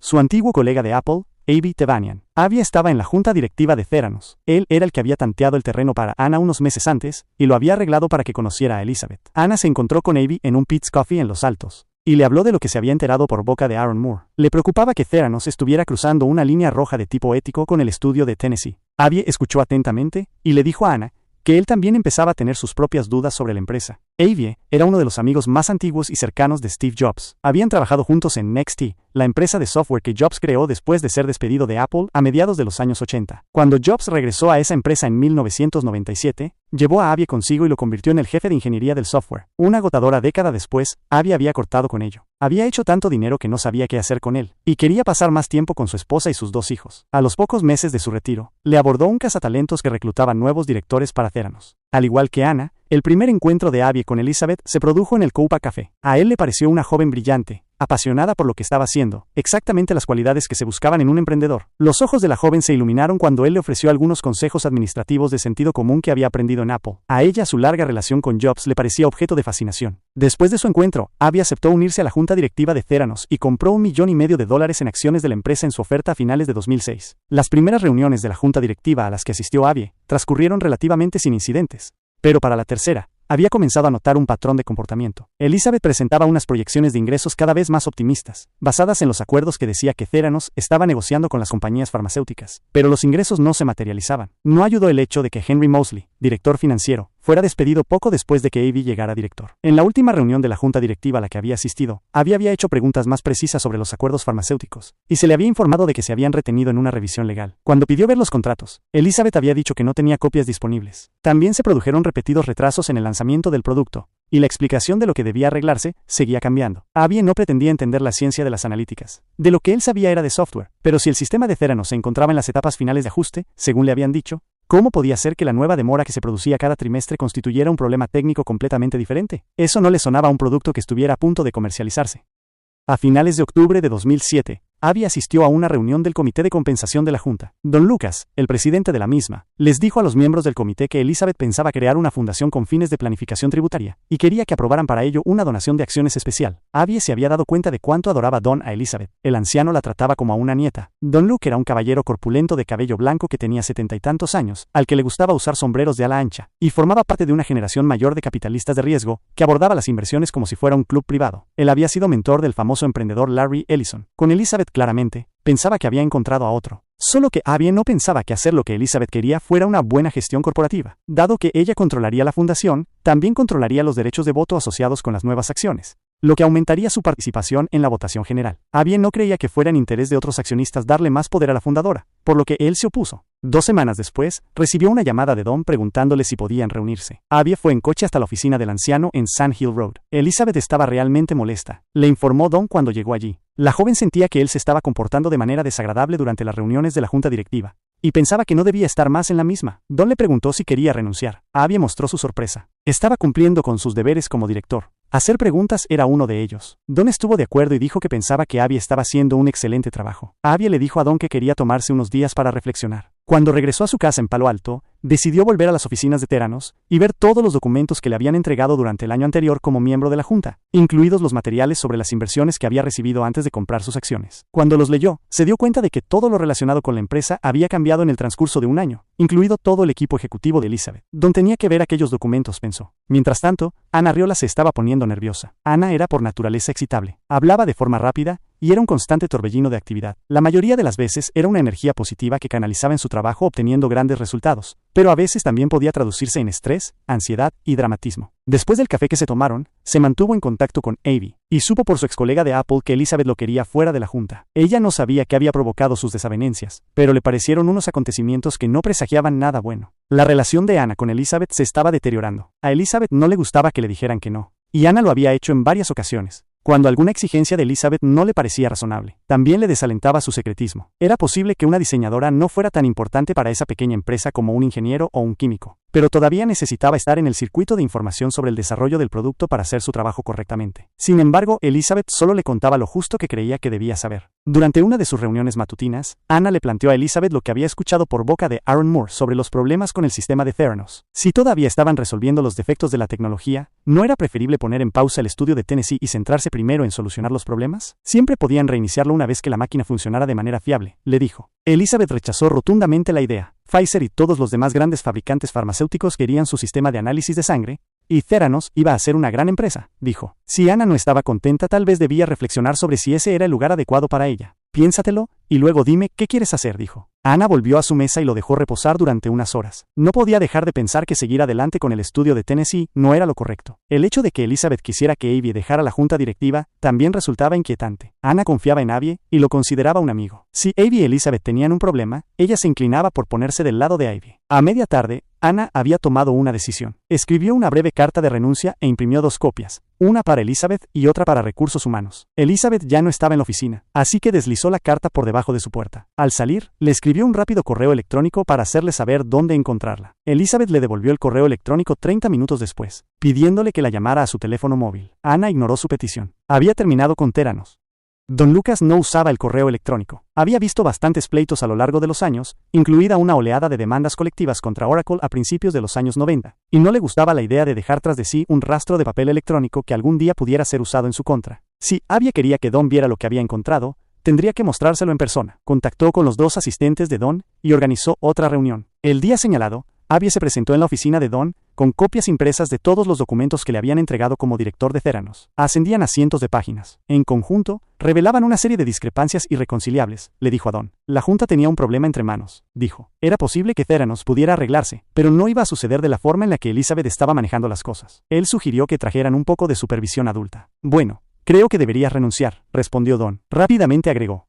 ¿Qué piensas hacer con ese montón de papeles? Abby se sorprendió. Don ni siquiera parecía interesado en escucharle. El veterano parecía preocupado solo por si iba a elevar el asunto a toda la junta directiva. Después de darle vueltas al problema durante unos instantes, Abby decidió dimitir. Se había retirado de Apple por un motivo. No necesitaba más líos. Está bien, renunciaré y te dejaré a ti estos papeles, dijo. Cuando se levantó para irse, Don dijo que había algo más que necesitaban discutir. Shaunak Roy, primer empleado de Theranos y cofundador de facto, dejaba la empresa y vendía la mayoría de las acciones de fundador a Elizabeth. Ella necesitaba que la junta renunciara a los derechos de la empresa para recomprar las acciones. Abby no pensaba que fuera una buena idea, pero le dijo a Don que la junta votara la moción sin él, ya que estaba dimitiendo. Una cosa más, Abby, dijo Don. Necesito que renuncies a tus propios derechos para comprar acciones. Abby estaba empezando a cabrearse. Le estaban pidiendo que aguantara demasiado. Le pidió a Don que el abogado general de Theranos, Michael Esquivel, le enviara los documentos necesarios. Los revisaría, pero no prometía nada. Cuando llegaron los documentos, Abby los leyó atentamente y constató que, una vez que la propia empresa renunciara a sus derechos de recompra de las acciones de Shaunak, él y los otros accionistas estaban enteramente en su derecho de adquirir algunas de ellas. También notó que Elizabeth había negociado un acuerdo ventajoso. Shaunak estaba dispuesto a deshacerse de sus 1.13 millones de acciones por $565,000. Eso se traducía en 50 centavos por acción, un 82% de descuento, sobre lo que él y otros inversores habían pagado hacía más de un año en la última ronda de financiación de Theranos. Se garantizaba un poco de descuento porque las acciones de Abby eran acciones preferentes, con mayores reclamos sobre los activos y ganancias de la empresa, mientras que las acciones de Shaunak eran comunes, pero un descuento tan grande era inaudito. Abby decidió ejercer sus derechos y le dijo a Esquivel que quería adquirir la parte proporcional de las acciones de Shaunak, a las que él tenía derecho. La solicitud no cayó bien. Se produjo un tenso intercambio de correos electrónicos entre los 2 hombres que se prolongó hasta las vacaciones de Navidad. A las 11:17 de la noche de la víspera de Navidad, Esquivel le envió a Abby un correo electrónico en el que le acusaba de actuar de mala fe, y le advirtió que Theranos estaba considerando seriamente demandarlo por incumplimiento de sus obligaciones fiduciarias como miembro de la junta y por menosprecio a la empresa. Abby se quedó asombrado. No solo no había hecho tales cosas, sino que, en todos sus años en Silicon Valley, nunca le habían amenazado con demandarle, ni de lejos. Era conocido en todo el valle por ser un buen tipo. Un osito de peluche. No tenía enemigos. ¿Qué estaba pasando allí? Intentó ponerse en contacto con otros miembros de la junta, pero ninguno respondió a sus llamadas. Sin saber qué hacer, Abby consultó a un amigo suyo que era abogado. Gracias a lo que había ganado en Apple, su saldo personal era más grande que el de Theranos, por lo que realmente no le asustaba la perspectiva de un pleito costoso. Pero después de informar a su amigo sobre todo lo que había sucedido, este le hizo una pregunta que le ayudó a poner la situación en perspectiva.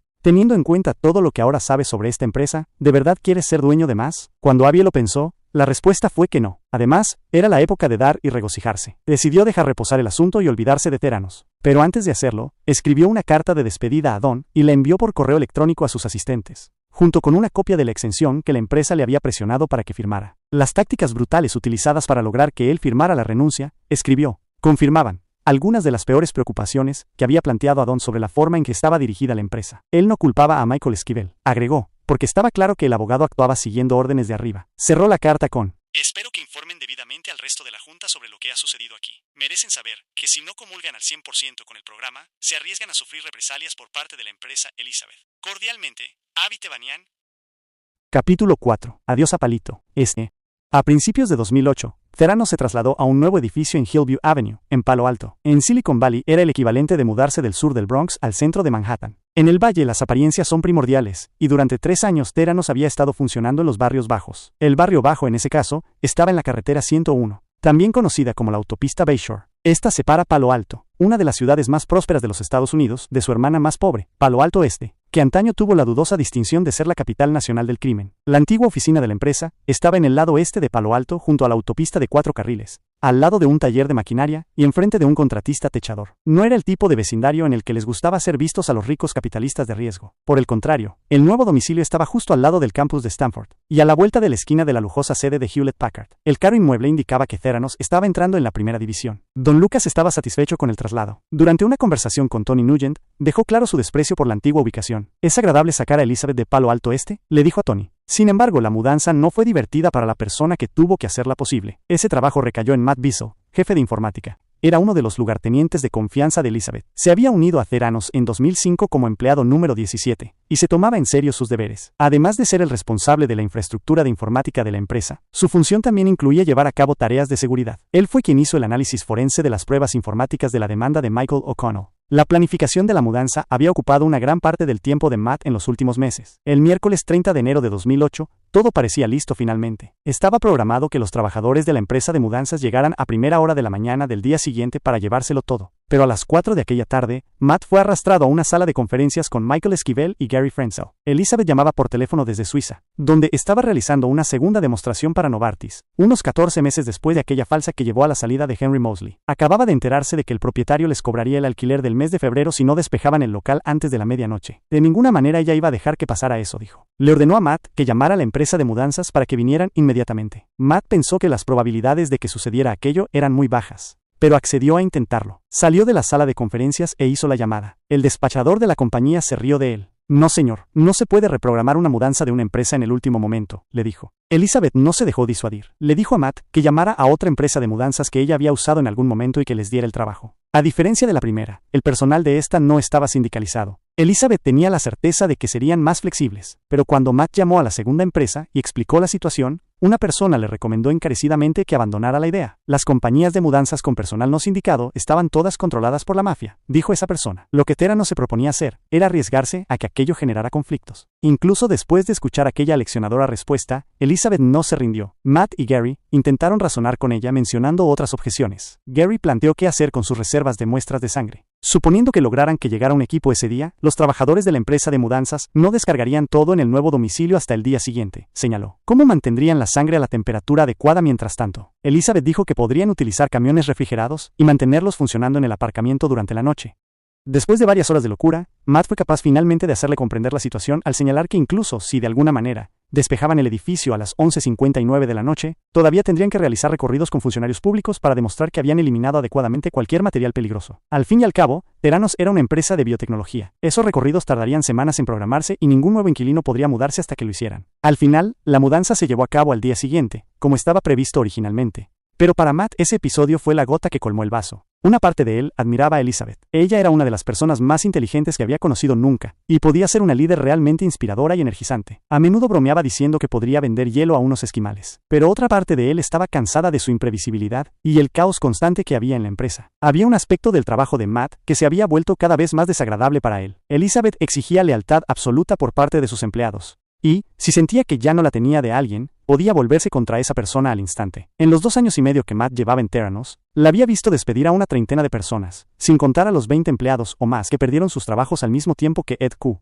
Cuando se abandonó la plataforma de microfluidos. Cada vez que Elizabeth despedía a alguien, Matt tenía que ayudar a echar al empleado. A veces, aquello significaba algo más que simplemente revocar el acceso a la red corporativa del trabajador saliente y escoltarlo fuera del edificio. En algunos casos, ella le pedía que elaborara un expediente sobre la persona para poder utilizarlo en un futuro. Hubo un caso en particular con el que Matt lamentó haberla ayudado, el de Henry Mosley, el antiguo director financiero. Después de que Elizabeth despidiese a Mosley, Matt se topó con material sexual inapropiado en su ordenador portátil del trabajo, según estaba transfiriendo sus archivos a un servidor central para su custodia. Cuando Elizabeth se enteró, lo usó para afirmar que aquella fue la causa del despido de Mosley, y para negarle opciones sobre acciones. Matt había rendido cuentas a Mosley hasta que se fue, y pensaba que este último había realizado un excelente trabajo ayudando a Elizabeth a recaudar dinero para Theranos. Claramente, no debió haber visto pornografía en el portátil del trabajo, pero Matt no creía que fuera un delito capital por el que mereciera que le chantajearan. Y, además, habían encontrado el material después de que ocurrieran los hechos. Decir que aquella era la razón por la que Mosley fue despedido simplemente no era cierto. La forma en la que trataron a John Howard también le molestó. Cuando Matt revisó todas las pruebas reunidas para la demanda de Michael O'Connell,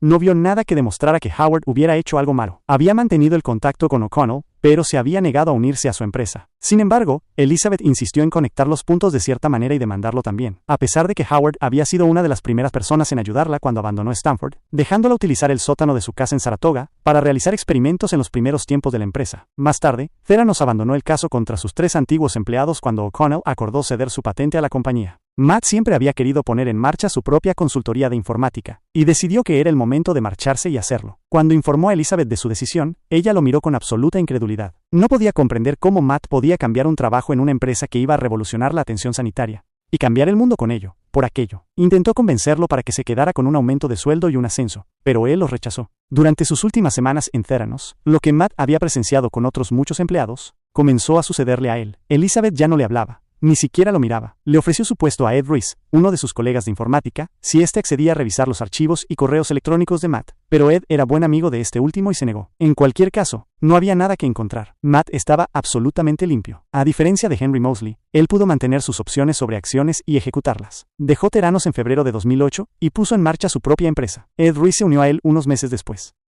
Las nuevas oficinas de Theranos en Palo Alto eran agradables, pero en realidad resultaban demasiado grandes para una startup que había quedado reducida a 50 personas después de los despidos de Ed Kuhn. El piso principal era una gran superficie rectangular. Elizabeth insistió en agrupar a los empleados a un lado, dejando un gran espacio vacío al otro. 1 o 2 veces, Aaron Moore intentó darle un uso persuadiendo a varios colegas para que jugaran un partido de fútbol sala. Aaron empezó a intimar más con Justin Maxwell y Mike Bowerly después de la repentina partida de Anna Arriola. Anna no les había avisado a ninguno de ellos de que pensaba dejarlo. Simplemente un día se marchó y no regresó. Lo que más inquietó a Justin fue que Anna había sido quien lo convenció de dejar Apple para irse a Theranos. Pero él trató de mantener una actitud positiva. Se dijo a sí mismo que si la empresa se estaba trasladando para ocupar un excelente espacio de oficinas de Palo Alto, entonces debía de estar haciendo algo bien. Poco después de la mudanza, Aaron y Mike decidieron realizar una investigación informal de factores humanos, con 2 de los prototipos del Edison que habían construido Tony Nugent y Dave Nelson. En la jerga de ingeniería quería decir ponerlos en manos de la gente y ver cómo ésta interactuaba con ellos. Aaron tenía curiosidad por saber cómo se las apañaban pinchándose las yemas de los dedos y los pasos posteriores necesarios para introducir la sangre en el cartucho. Él se había pinchado tantas veces el dedo mientras realizaba pruebas internas que ya no tenía sensibilidad alguna. Con el permiso de Tony, pusieron los Edison en el maletero del Mazda de Aaron y se fueron a San Francisco. Su plan era llevarlos a las startups de amigos en la ciudad. Primero, se detuvieron en el apartamento de Aaron en el distrito de la Misión de San Francisco para hacer una puesta en escena. Colocaron las máquinas en la mesita de café de madera en el cuarto de estar de Aaron y se aseguraron de que tuvieran todo lo que necesitaban: los cartuchos, las lancetas para extraer la sangre y las pequeñas jeringas llamadas plumas de transferencia, utilizadas para poner dicha sangre en el cartucho. Aaron sacó fotos con su cámara digital para documentar lo que estaban haciendo. Las carcasas de Ives Behar aún no estaban listas, por lo que los dispositivos tenían un aspecto primitivo. Sus carcasas temporales estaban hechas de placas de aluminio gris atornilladas. La placa frontal se inclinaba hacia arriba como si fuera una gatera para dejar que entrara el cartucho. Una rudimentaria interfaz de software se encontraba en un ángulo en la parte superior de la gatera. En el interior, el brazo robótico producía unos fuertes y molestos ruidos. A veces, chocaba contra el cartucho y se rompían las puntas de la pipeta. La impresión general era que se trataba de un proyecto de ciencias de secundaria. Cuando Aaron y Mike llegaron a las oficinas de sus amigos, fueron recibidos con risas y tazas de café. Sin embargo, todo el mundo se lo tomó con deportividad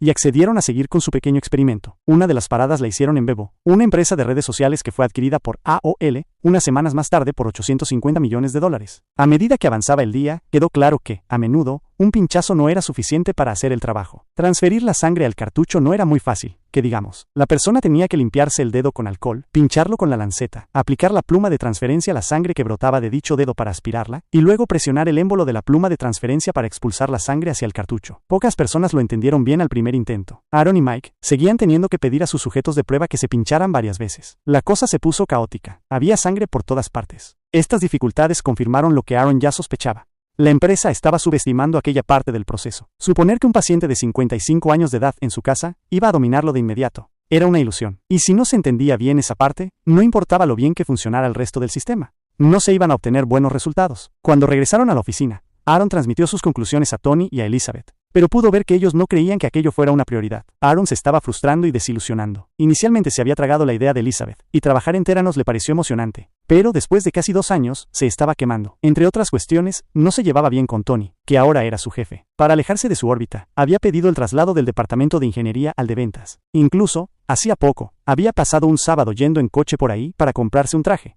con la esperanza de que Elizabeth le dejara acompañarla en su viaje a Suiza. Ella no lo hizo, pero parecía que al menos tomó en consideración su solicitud de traslado. Unos días después de la excursión a San Francisco, Aaron estaba tomando una cerveza en su casa y descargando las fotos que había hecho, cuando se le ocurrió una broma. Usando Photoshop, cogió una de las fotografías. Mostraba los prototipos gemelos del Edison situados uno al lado del otro, sobre los tapetes de la mesita del café, e hizo un anuncio de cachondeo de Craigslist. Encima de la foto, y debajo de un titular que decía, lectores Edison 1.0 de Theranos en su mayoría funcionales $10,000, o la mejor oferta, escribió. Paz quien lo quiera, se trata de un conjunto raro de dispositivos de diagnóstico, Edison de Theranos, anunciado como el iPod de la asistencia sanitaria.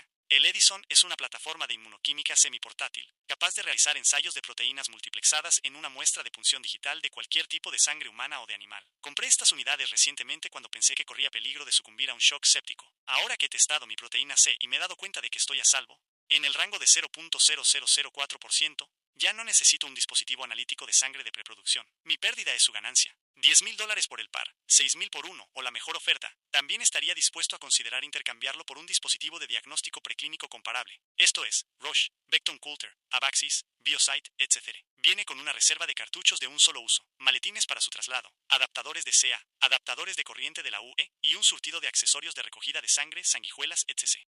Aaron imprimió la broma y se la llevó al trabajo al día siguiente. Cuando Justin y Mike la vieron en su mesa, pensaron que era graciosísima. Mike decidió que merecía tener un público más amplio, y la pegó en la pared de los servicios de caballeros. Entonces se desató el infierno. Alguien bajó el anuncio y se lo llevó a Elizabeth, que pensó que era real. Ella convocó una reunión de urgencia de los altos directivos y los abogados. Lo trató como si se tratara de un caso verdadero de espionaje industrial, y quiso llevar a cabo una investigación de manera inmediata para encontrar al culpable. Aaron decidió que era mejor que confesara antes de que las cosas se salieran de madre. Tímidamente se dio a conocer y se lo confesó a Tony. Era una broma inocente, explicó. Pensó que la gente lo encontraría divertido. Pareció que Tony lo comprendía. Él había participado en algunas bromas en Logitech cuando trabajaba allí, pero le advirtió a Aaron que Elizabeth estaba furiosa. Más tarde aquel mismo día, ella llamó a Aaron a su oficina, y lo miró con ojos de asesina. Estaba profundamente decepcionada con él, le dijo. Su pequeño truco publicitario no le parecía gracioso, y tampoco se lo parecía a otros empleados. Era una falta de respeto hacia las personas que habían trabajado tan duramente para hacer el producto. Podía olvidarse de unirse al equipo de ventas. No podía confiar en él para el trato con los clientes. Lo que había hecho demostraba que no representaba bien a la empresa. Aaron regresó a su cubículo con la certeza de que ahora Elizabeth le había castigado. De todos modos, el cambio a ventas probablemente hubiera sido desacertado. Sin que Aaron lo supiera, los problemas estaban fraguando en esa sección de la empresa. Un nuevo empleado, llamado Todd Surdy, había sido contratado para encabezar las ventas y el marketing, papel que anteriormente desempeñaba Elizabeth. Todd era un consumado ejecutivo de ventas. Antes de unirse a Theranos, había trabajado en varias empresas consolidadas, incluido más recientemente, el gigante de software empresarial alemán SAP. Estaba en forma y era guapo. Llevaba bonitos trajes y llegaba todos los días en un elegante BMW. Durante la hora del almuerzo, sacaba de su maletero una bicicleta de carretera de fibra de carbono, y se iba a pasear por las colinas cercanas. A Aaron también le gustaba ir en bicicleta, y acompañó a Todd un par de veces en un intento de acercarse a él,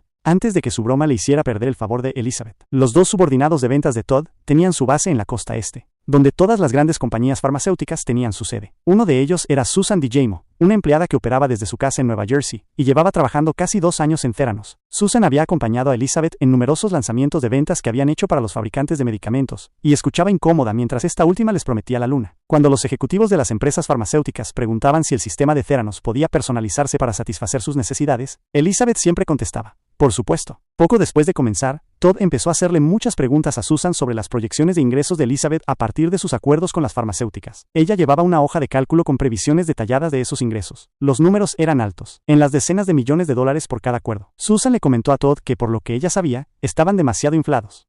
Además, no se materializarían ingresos significativos, a menos que Theranos demostrara a cada socio que su sistema de sangre funcionaba. A tal efecto, cada acuerdo contemplaba una prueba inicial, la llamada fase de validación. Algunas compañías, como la farmacéutica británica AstraZeneca, no estaban dispuestas a pagar más de $100,000 por la fase de validación, y todas ellas podían retirarse si no estaban satisfechas con los resultados. El estudio de 2007 en Tennessee constituyó la fase de validación del contrato de Pfizer. Su objetivo era demostrar que Theranos podría ayudar a Pfizer a evaluar la respuesta a los medicamentos de los pacientes de cáncer, mediante la medición de la concentración en sangre de 3 proteínas que el cuerpo produce en exceso cuando crecen los tumores. Si Theranos no lograba establecer una correlación entre los niveles de proteína de los pacientes y los medicamentos, Pfizer podría poner fin a su asociación, y cualquier pronóstico de ingresos que Elizabeth hubiera extrapolado del acuerdo se convertiría en ficción. Susan también compartió con Todd que ella nunca había visto ningún dato de validación, y cuando hacía demostraciones con Elizabeth, los dispositivos a menudo funcionaban mal. Un ejemplo de ello fue el que acababan de realizar en Novartis. Después de la primera demostración en esa compañía, a finales de 2006 en la que Tim Kemp había transmitido un resultado falso desde California a Suiza, Elizabeth continuó cortejando al fabricante de medicamentos y organizó una segunda visita a su sede en enero de 2008. La noche anterior a la segunda reunión, Susan y Elizabeth se pincharon los dedos durante 2 horas, en vano, en un hotel de Zúrich, para intentar establecer cierta consistencia en los resultados que estaban obteniendo de las pruebas. Cuando se presentaron en las oficinas de Novartis en Basilea a la mañana siguiente, las cosas se pusieron aún peor. Los 3 lectores del Edison dieron mensajes de error frente a una sala llena de ejecutivos suizos. Susan estaba avergonzada, pero Elizabeth mantuvo la compostura y echó la culpa a un pequeño fallo técnico. Basándose en la información que recibía de Susan y de otros empleados en Palo Alto,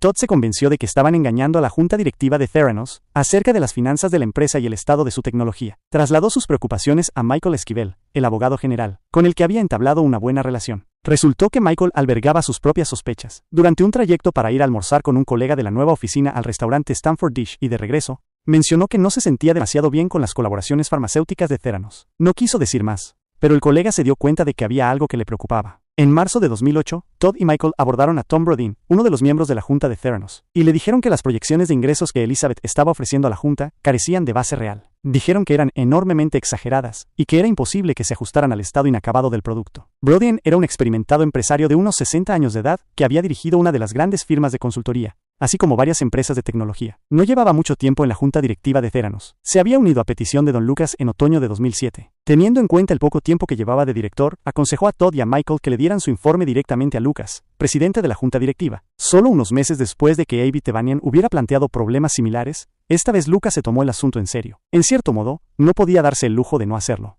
Todd era yerno de uno de los inversores de Theranos, el capitalista de riesgo B.J. Cassin. Cassin y Lucas eran amigos desde hacía mucho tiempo. Ambos habían invertido en Theranos al mismo tiempo. Durante la ronda de la Serie B del startup, a principios de 2006, Lucas convocó una reunión de urgencia de la junta en su oficina en Sand Hill Road. Se pidió a Elizabeth que esperara fuera mientras los otros directores, Lucas, Brodin, Channing Robertson y Peter Thomas, fundador de una firma de capital riesgo en sus etapas iniciales llamada ATA Ventures, conversaban dentro. Después de hablarlo, los 4 hombres consensuaron que quitarían a Elizabeth del puesto de directora ejecutiva. Ella había demostrado ser demasiado joven e inexperta para realizar ese trabajo. Tom Brodin intervendría para dirigir la empresa de forma temporal, hasta que pudieran encontrar un reemplazo más permanente. Llamaron a Elizabeth para mostrarle lo que habían sabido e informarla de su decisión. Pero entonces sucedió algo extraordinario. En el transcurso de las siguientes 2 horas, Elizabeth los convenció de que cambiaran de opinión. Les dijo que reconocía que había problemas con su gestión, y prometió cambiar. Sería más transparente y receptiva en el futuro. No volvería a suceder. Brodin no estaba que se moría de ganas por salir de su retiro para dirigir una startup en un ámbito en el que no tenía experiencia, por lo que adoptó una postura neutral y observó cómo Elizabeth usaba la combinación correcta de contrición y encanto para ganarse gradualmente a sus 3 colegas de la junta. Pensó que se trataba de una actuación impresionante. Un director ejecutivo mucho mayor y más experimentado, experto en el arte de las luchas internas corporativas, habría tenido dificultades para cambiar la situación tal y como lo hizo ella. Le recordó un viejo dicho: cuando golpeas al rey, debes matarlo. Todd Surdy y Michael Esquivel habían golpeado al rey, o más bien a la reina, pero ella había sobrevivido. La reina no perdió tiempo en sofocar la rebelión. Elizabeth despidió a Surdy primero y a Esquivel unas semanas después. Para Aaron Moore, Mike Bowerly y Justin Maxwell, esa nueva purga fue un nuevo elemento negativo más. No estaban al tanto de lo que había sucedido, pero sí sabían que Theranos había perdido a 2 buenos empleados. Todd y Michael no solo eran buenos tipos con los que se llevaban bien, eran colegas inteligentes y con principios. En palabras de Mike Bowerly, estaban hechos de buena pasta. Los despidos hicieron que Justin se amargara más en su relación con la empresa. El alto relevo del personal no se parecía a nada que hubiera vivido anteriormente, y le preocupaba lo que consideraba una cultura de falta de honestidad dentro de la empresa. El peor infractor era Tim Kemp, jefe del equipo de software. Tim era un hombre sumiso que nunca se sinceraba con Elizabeth sobre lo que era factible y lo que no. Por ejemplo, contradijo a Justin y le aseguró que podrían escribir la interfaz de usuario del software del Edison más rápidamente en Flash que en JavaScript. A la mañana siguiente, Justin vio en su mesa un libro llamado Aprenda Flash. Elizabeth nunca reprendía a Tim, incluso cuando se le señalaran ejemplos obvios de su duplicidad. La joven valoraba su lealtad, y, a sus ojos, el hecho de que él nunca le diera un no por respuesta, reflejaba una actitud positiva. Poco importaba que muchos de sus colegas pensaran que Tim era un mediocre y un mal jefe. Se produjo un incidente que implicaba a la misma Elizabeth, que tampoco le sentó bien a Justin. Una noche, en el transcurso de un intercambio de correos electrónicos, Él le pidió a la joven información que necesitaba para escribir una sección de software. Elizabeth respondió que la buscaría cuando volviera a trabajar a la mañana siguiente. La conclusión clara era que se había ido a casa, pero minutos después, la encontró en el despacho de Tony Nugent, al final del pasillo. Justin se enfadó y se marchó echando humo por las orejas. Elizabeth fue a su despacho un poco más tarde para decir que entendía por qué estaba molesto, pero le advirtió: no vuelvas a largarte así. Justin trató de recordarse a sí mismo que Elizabeth era muy joven y que aún tenía mucho que aprender sobre cómo dirigir una empresa. En uno de sus últimos intercambios de correos electrónicos, le recomendó 2 libros de autoayuda sobre temas de gestión: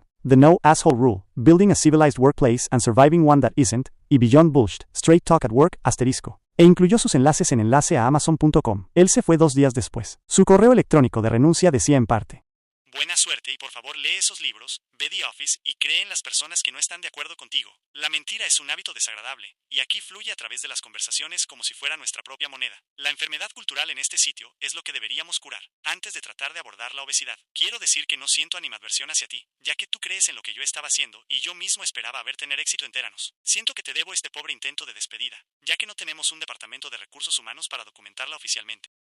Molesta, Elizabeth lo llamó a su oficina, le dijo que no estaba de acuerdo con sus críticas y le pidió que renunciara, con dignidad. Justin aceptó ayudar a facilitar la transición, enviando un correo electrónico a sus colegas, con instrucciones detalladas sobre dónde encontrar los diversos proyectos en los que había estado trabajando. Pero cuando se sentó a escribirlo, no pudo resistirse a incluir algunos pensamientos personales sobre el estado de esos proyectos, lo que le ganó una última reprimenda por parte de Elizabeth. Aaron Moore y Mike Bowerly se quedaron en Theranos unos meses más, pero les faltaba convencimiento. Una de las cosas buenas de la nueva oficina era que tenía una gran terraza sobre la entrada del edificio. Mike la había amueblado con tumbonas y una hamaca. Aaron y Mike se retiraban a ella durante largos descansos para tomar café, mientras el sol de la tarde calentaba agradablemente sus rostros al tiempo que bromeaban. A Aaron le pareció que alguien tenía que decirle a Elizabeth que echara el freno y dejara de presionar para comercializar un producto que todavía estaban tratando de conseguir que funcionara. Pero para que ella escuchara, el mensaje tenía que provenir de uno de los 3 jefes principales: Tim, Gary o Tony. Y ninguno de ellos estaba dispuesto a decírselo. Tony, que estaba bajo mucha presión por parte de Elizabeth, finalmente se hartó de escuchar las quejas de Aaron, y le pidió que abandonara la empresa. Ve a buscar un lugar donde pueda ser un pez grande que se coma al chico, le dijo. Aaron estuvo de acuerdo en que era hora de irse. Para sorpresa suya, Elizabeth trató de convencerle de que se quedara. Resultó que lo apreciaba a pesar de su broma, pero su decisión estaba tomada. Dimitió en junio de 2008. Mike Bowerly lo siguió en diciembre. Para entonces todos los miembros del contingente de Apple ya se habían ido, lo que marcó el final de un periodo caótico para la empresa. Elizabeth había sobrevivido a un abortado golpe de estado y estaba nuevamente al mando. Los restantes empleados de Theranos esperaban tiempos de calma y tranquilidad, pero sus esperanzas pronto se verían frustradas.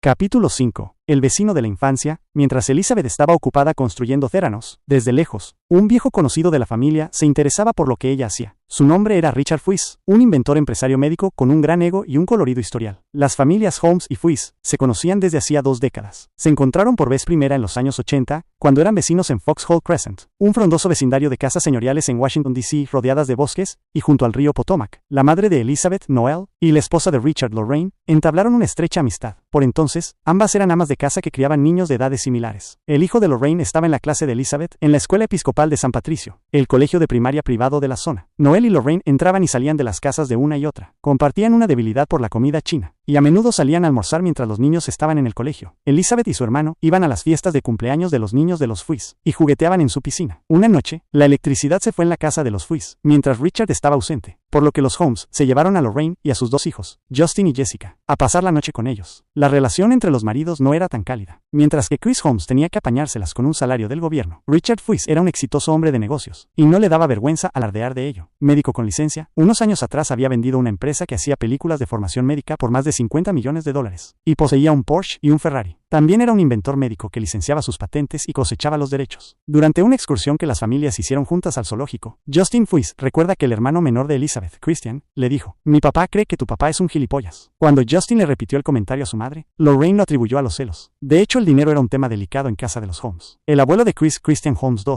había agotado su parte de la fortuna de los Fleischmann al llevar un estilo de vida lujoso y hedonista en una isla de Hawái. Y el padre de Chris, Christian III, había derrochado lo que quedaba durante una carrera sin éxito en el negocio petrolero. Cualesquiera que fuesen los resentimientos que albergaba Chris Holmes, eso no impedía que Noelle Holmes y Lorraine Fuiz fueran buenas amigas. Las dos mujeres se mantuvieron en contacto regular, incluso después de que los Holmes se mudaran, primero a California y posteriormente a Texas. Cuando estos regresaron brevemente a Washington, los Fries los llevaron a un agradable restaurante para celebrar el 40º cumpleaños de Noel. Lorraine organizó la salida para compensar el hecho de que Chris no le hubiera organizado una fiesta a su esposa. Más tarde, Lorraine visitó a Noel en Texas varias veces. Y también viajaron juntas a la ciudad de Nueva York para ir de compras y hacer turismo. En una ocasión, llevaron a los niños y reservaron habitaciones en el Regency Hotel, en Park Avenue. En una foto de aquel viaje, se puede ver a Elizabeth cogida del brazo de su madre y del de Lorraine delante del hotel. Llevaba un vestido de verano azul claro y lazos rosas en el pelo. En los viajes siguientes, Noel y Lorraine dejaron a los niños en casa y se quedaron en un apartamento que compraron los Fries en el Trump International Hotel and Tower, en Central Park West. En 2001, Chris Holmes pasó por una mala racha en su carrera. Había dejado Tenneco para ocupar un puesto en Enron, la corporación más importante de Houston. Cuando quedaron al descubierto las prácticas fraudulentas de esa empresa y quebró en diciembre de aquel año, él perdió su trabajo, al igual que otros miles de empleados. Posteriormente, hizo una visita a Richard Fries en busca de empleo y asesoramiento empresarial. Con uno de sus hijos, fruto de un matrimonio anterior, Fries había puesto en marcha una nueva empresa centrada en uno de sus inventos, una tira delgada que se disolvía en la boca y liberaba medicamentos al torrente sanguíneo de forma más rápida que las píldoras tradicionales. Su hijo Joe y él llevaban el negocio desde unas oficinas en Great Falls, Virginia.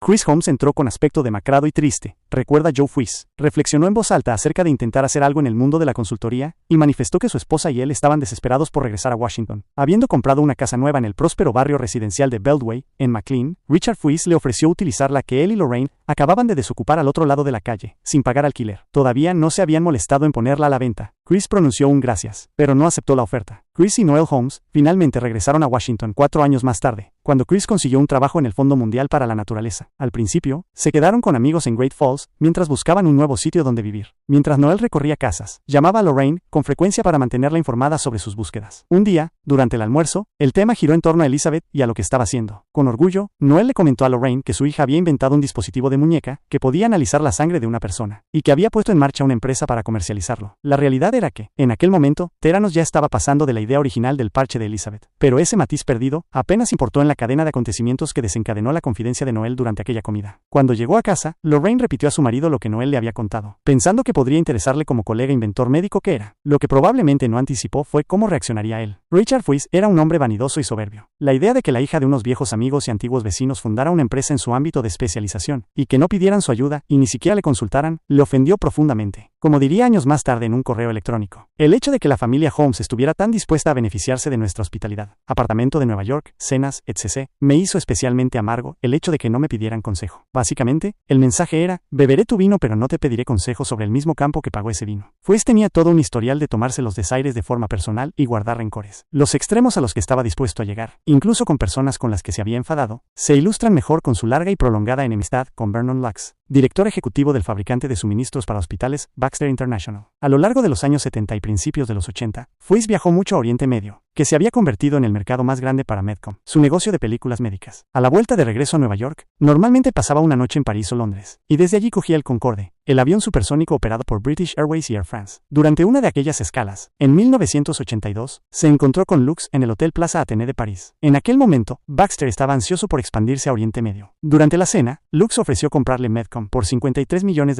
y Fries aceptó. Se suponía que Fries se quedaría durante 3 años para dirigir la nueva filial de Baxter, pero Lux le destituyó poco después del cierre de la adquisición. Fries demandó a Baxter por despido improcedente, alegando que Lux le había echado por negarse a pagar un soborno de $2.2 millones a una firma saudí, a fin de que sacara a Baxter de una lista negra árabe de compañías que hacían negocios con Israel. Las dos partes llegaron a un acuerdo en 1986, según el cual Baxter acordó pagar a Fries $800,000. Sin embargo, ahí no quedó todo. Cuando Fries voló a la sede de Baxter en Deerfield, Illinois, para firmar la liquidación, Lux se negó a estrecharle la mano, cosa que enfureció a Fries y le puso de nuevo en pie de guerra. En 1989, Baxter fue retirado de la lista del boicot árabe, lo que dio a Fries una oportunidad para buscar venganza. Por aquel entonces, llevaba una doble vida como agente encubierto de la CIA, habiendo ofrecido sus servicios voluntariamente a la agencia unos años atrás, después de encontrar uno de sus anuncios en las páginas clasificadas del Washington Post. El trabajo de Fries para la CIA implicaba la creación de corporaciones ficticias en todo Oriente Medio que empleaban recursos de la agencia, dándoles una cobertura sin recurrir a empleos en la embajada, para que aquellas operaran apartadas del escrutinio de los servicios de inteligencia locales. Una de las compañías suministraba operadores de plataformas petrolíferas a la Compañía Petrolera Nacional de Siria, donde él estaba particularmente bien relacionado. Fuiz sospechaba que Baxter se había vuelto a congraciar con los países árabes por medio de artimañas, y se propuso demostrarlo utilizando sus conexiones sirias. Envió a una operaria que había reclutado para que consiguiera un memorando archivado en las oficinas del Comité de la Liga Árabe en Damasco, encargada de hacer cumplir el boicot. Dicho memorando demostraba que Baxter había proporcionado al comité documentación detallada sobre su reciente venta de una planta israelí, y prometía que no haría nuevas inversiones en Israel, ni vendería las nuevas tecnologías del país. Aquello colocaba a Baxter en una posición de incumplimiento de una ley estadounidense contra el boicot, promulgada en 1977, que prohibía a las compañías estadounidenses participar en cualquier boicot extranjero o proporcionar a los funcionarios de la lista negra cualquier información que demostrara que cooperaban con el boicot. Fuiz envió una copia del explosivo, memorando a la junta directiva de Baxter, y otra al Wall Street Journal, que publicó un artículo al respecto en primera plana. Fuiz no dejó que la cosa quedara ahí. Posteriormente, obtuvo y filtró cartas que el abogado general de Baxter escribió a un general del ejército sirio que corroboraban el memorando. Las revelaciones llevaron a que el Departamento de Justicia abriera una investigación. En marzo de 1993, Baxter se vio obligado a declararse culpable de un delito grave por haber violado la ley contra el boicot y a pagar $6.6 millones en multas civiles y penales. Se impidió a la empresa poder firmar nuevos contratos federales durante 4 meses y se le prohibió hacer negocios en Siria y Arabia Saudí durante 2 años. El daño a la reputación también le costó un contrato de $50 millones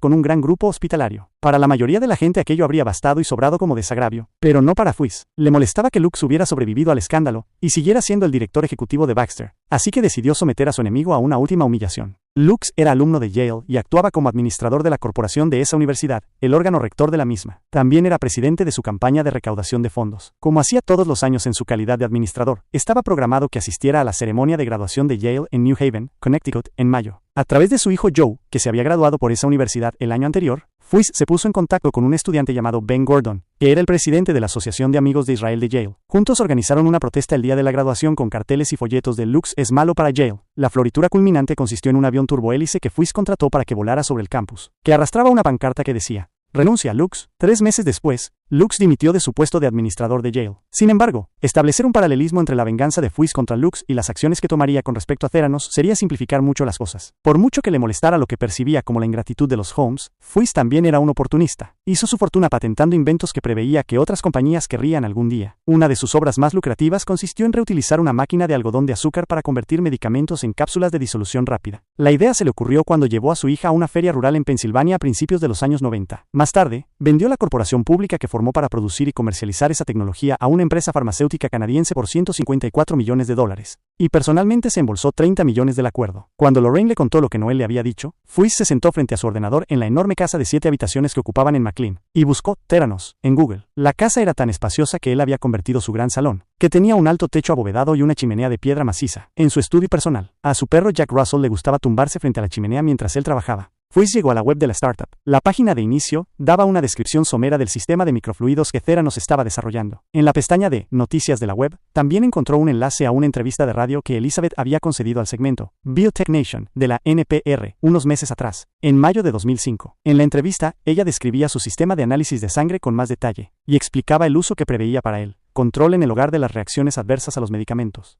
Fuiz escuchó la entrevista de la NPR varias veces mientras miraba por la ventana el estanque con peces tropicales que había en su patio, y decidió que la idea de Elizabeth tenía algo de mérito. Pero como médico experimentado que era, también detectó una debilidad potencial que él podía explotar. Si los pacientes iban a analizar su sangre en casa con el dispositivo de Theranos para controlar cómo toleraban los medicamentos que estaban tomando, era necesario que hubiera un mecanismo incorporado que alertara a sus médicos cuando los resultados fueran anormales. Vio la oportunidad de patentar aquel elemento que faltaba, pensando que daría beneficios, ya fuera este de Theranos o de algún otro. Sus 35 años de experiencia en patentar inventos médicos le dijeron que una patente como aquella podría obtener a la larga hasta $4 millones por una licencia exclusiva. A las 7:30 de la mañana de la tarde del viernes 23 de septiembre de 2005, Fuiz envió un correo electrónico a su abogado de patentes, Alan Schiavelli, de la firma de abogados Antonelli, Terry, Stout y Krauss, con el asunto: análisis de sangre, desviación de la norma, individualizada. Joe y yo querríamos patentar la siguiente aplicación. Es un método conocido para verificar varios parámetros sanguíneos como la glucosa en sangre, los electrolitos, la actividad plaquetaria, el hematocrito, etc. Lo que nos gustaría cubrir como una mejora es la presencia de un chip de memoria u otro dispositivo de almacenamiento similar, que pueda ser programado por un ordenador o un dispositivo parecido, y que contenga los parámetros normales para cada paciente. Por lo tanto, si los resultados difiriesen significativamente de esas normas, se le enviaría un aviso al usuario o al profesional de la salud para que repitiera el muestreo. Así, si persistiese una diferencia significativa negativa en la nueva prueba, el dispositivo que utiliza la tecnología existente contactaría con el médico, el centro de atención, compañía farmacéutica u otra o todas. Por favor, avísame la semana que viene si puedes cubrir esto. Gracias.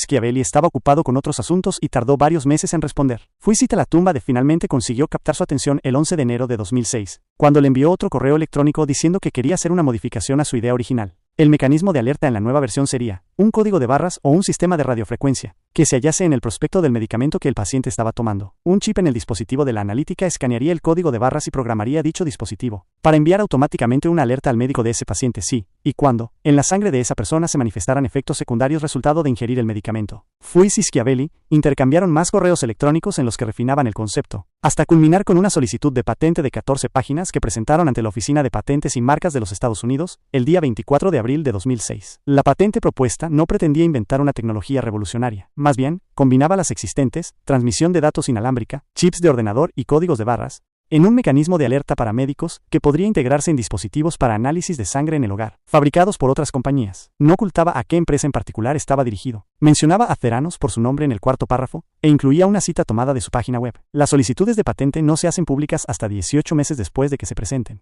por lo que ni Elizabeth ni sus padres supieron inicialmente de lo que Fuiz había hecho. Lorraine Fuiz y Noel Holmes continuaron viéndose regularmente. Los Holmes se instalaron en un nuevo apartamento que se compraron en Wisconsin Avenue, cerca del observatorio naval. Lorraine fue allí desde McLean en varias ocasiones, y acompañó a Noel vestida con su chándal, a dar paseos por el vecindario. Un día, Noel fue a casa de los Fuiz a almorzar. Richard se unió a ellas en el gran patio de piedra de la casa, y la conversación se orientó hacia Elizabeth. Acababa de aparecer en la revista Inc., junto con otros jóvenes emprendedores, incluido Mark Zuckerberg, de Facebook. La prensa que su hija estaba empezando a cosechar era motivo de gran orgullo para Noel. Mientras disfrutaban una pequeña comida que Lorraine había comprado en una tienda gourmet de McLean, Fuiz le sugirió a Noel, con la voz melodiosa que empleaba cuando desplegaba todos sus encantos, que él podría ayudar a Elizabeth. Era fácil que otras compañías más grandes se aprovecharan de una empresa pequeña como Theranos, señaló. No reveló su solicitud de patente, pero es posible que sus comentarios bastaran para poner en guardia a los Holmes. A partir de aquel momento, la relación entre las dos parejas se tornó difícil.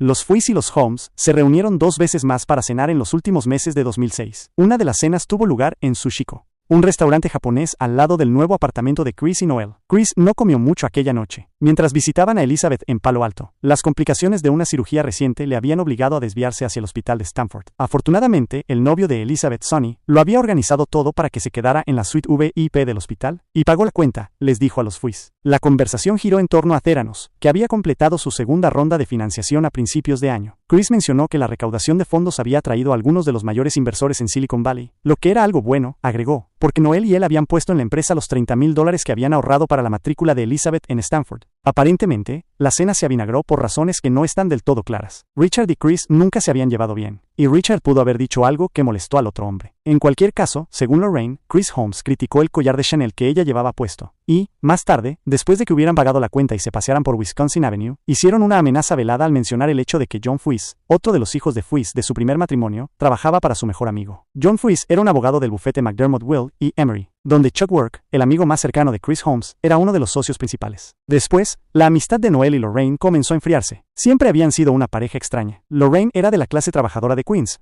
un origen que delataba su tosco acento de la ciudad de Nueva York. Noel, por el contrario, era la personificación del establishment de Washington. Pasó parte de su juventud en París, cuando su padre fue asignado a la sede del mando europeo de los Estados Unidos. En los meses siguientes, las dos mujeres se juntaron para tomar café varias veces más, pero Chris Holmes, tal vez porque sospechaba que Richard Fuiz estaba tramando algo, siempre insistía en unirse a ellas, lo que hizo que su relación fuera incómoda y tensa. Durante un encuentro, en Dean y DeLuca en Georgetown, la conversación se volvió tirante mientras discutían la reciente muerte del hermano de Lorraine y el gato que éste había dejado. Lorraine se angustiaba por qué hacer con el gato, lo que pareció exasperar a Chris. Él le dijo que simplemente se deshiciera de él, e hizo el gesto de agarrarlo y ponerlo en una bolsa. El gato no es importante, comentó con impaciencia. Desde el regreso de los Holmes a Washington, Noel iba a la misma peluquería que Lorraine en Tyson's Corner, Virginia. Allí compartían una peluquera llamada Claudia. Un día, cuando ésta le cortaba el pelo a Lorraine, Claudia preguntó si Noel y ella tenían problemas. Al parecer, Noel se había estado desahogando con Claudia. Avergonzada, Lorraine dijo que no quería hablar de ello y cambió de tema. Lorraine Fuiz y Noel Holmes se vieron una vez más, cuando la primera visitó el apartamento de los Holmes y les llevó pasteles, en torno a las Navidades de 2007. Elizabeth, que estaba en la ciudad por vacaciones,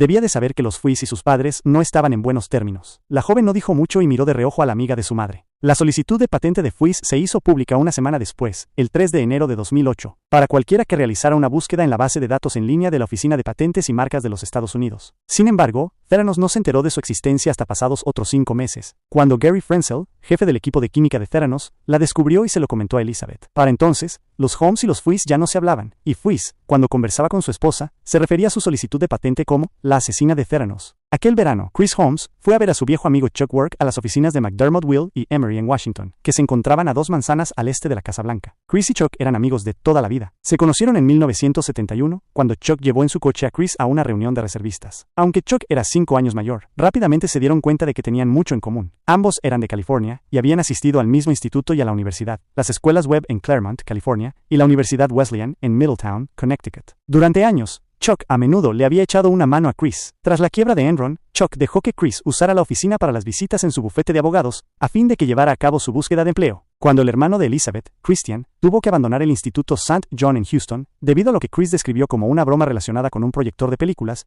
Chuck pudo ayudar a Christian a entrar en Webb porque formaba parte de la junta escolar. Y cuando Elizabeth abandonó Stanford y necesitó ayuda para presentar su primera patente, Chuck la puso en contacto con colegas de McDermott, especializados en aquel tipo de trabajo.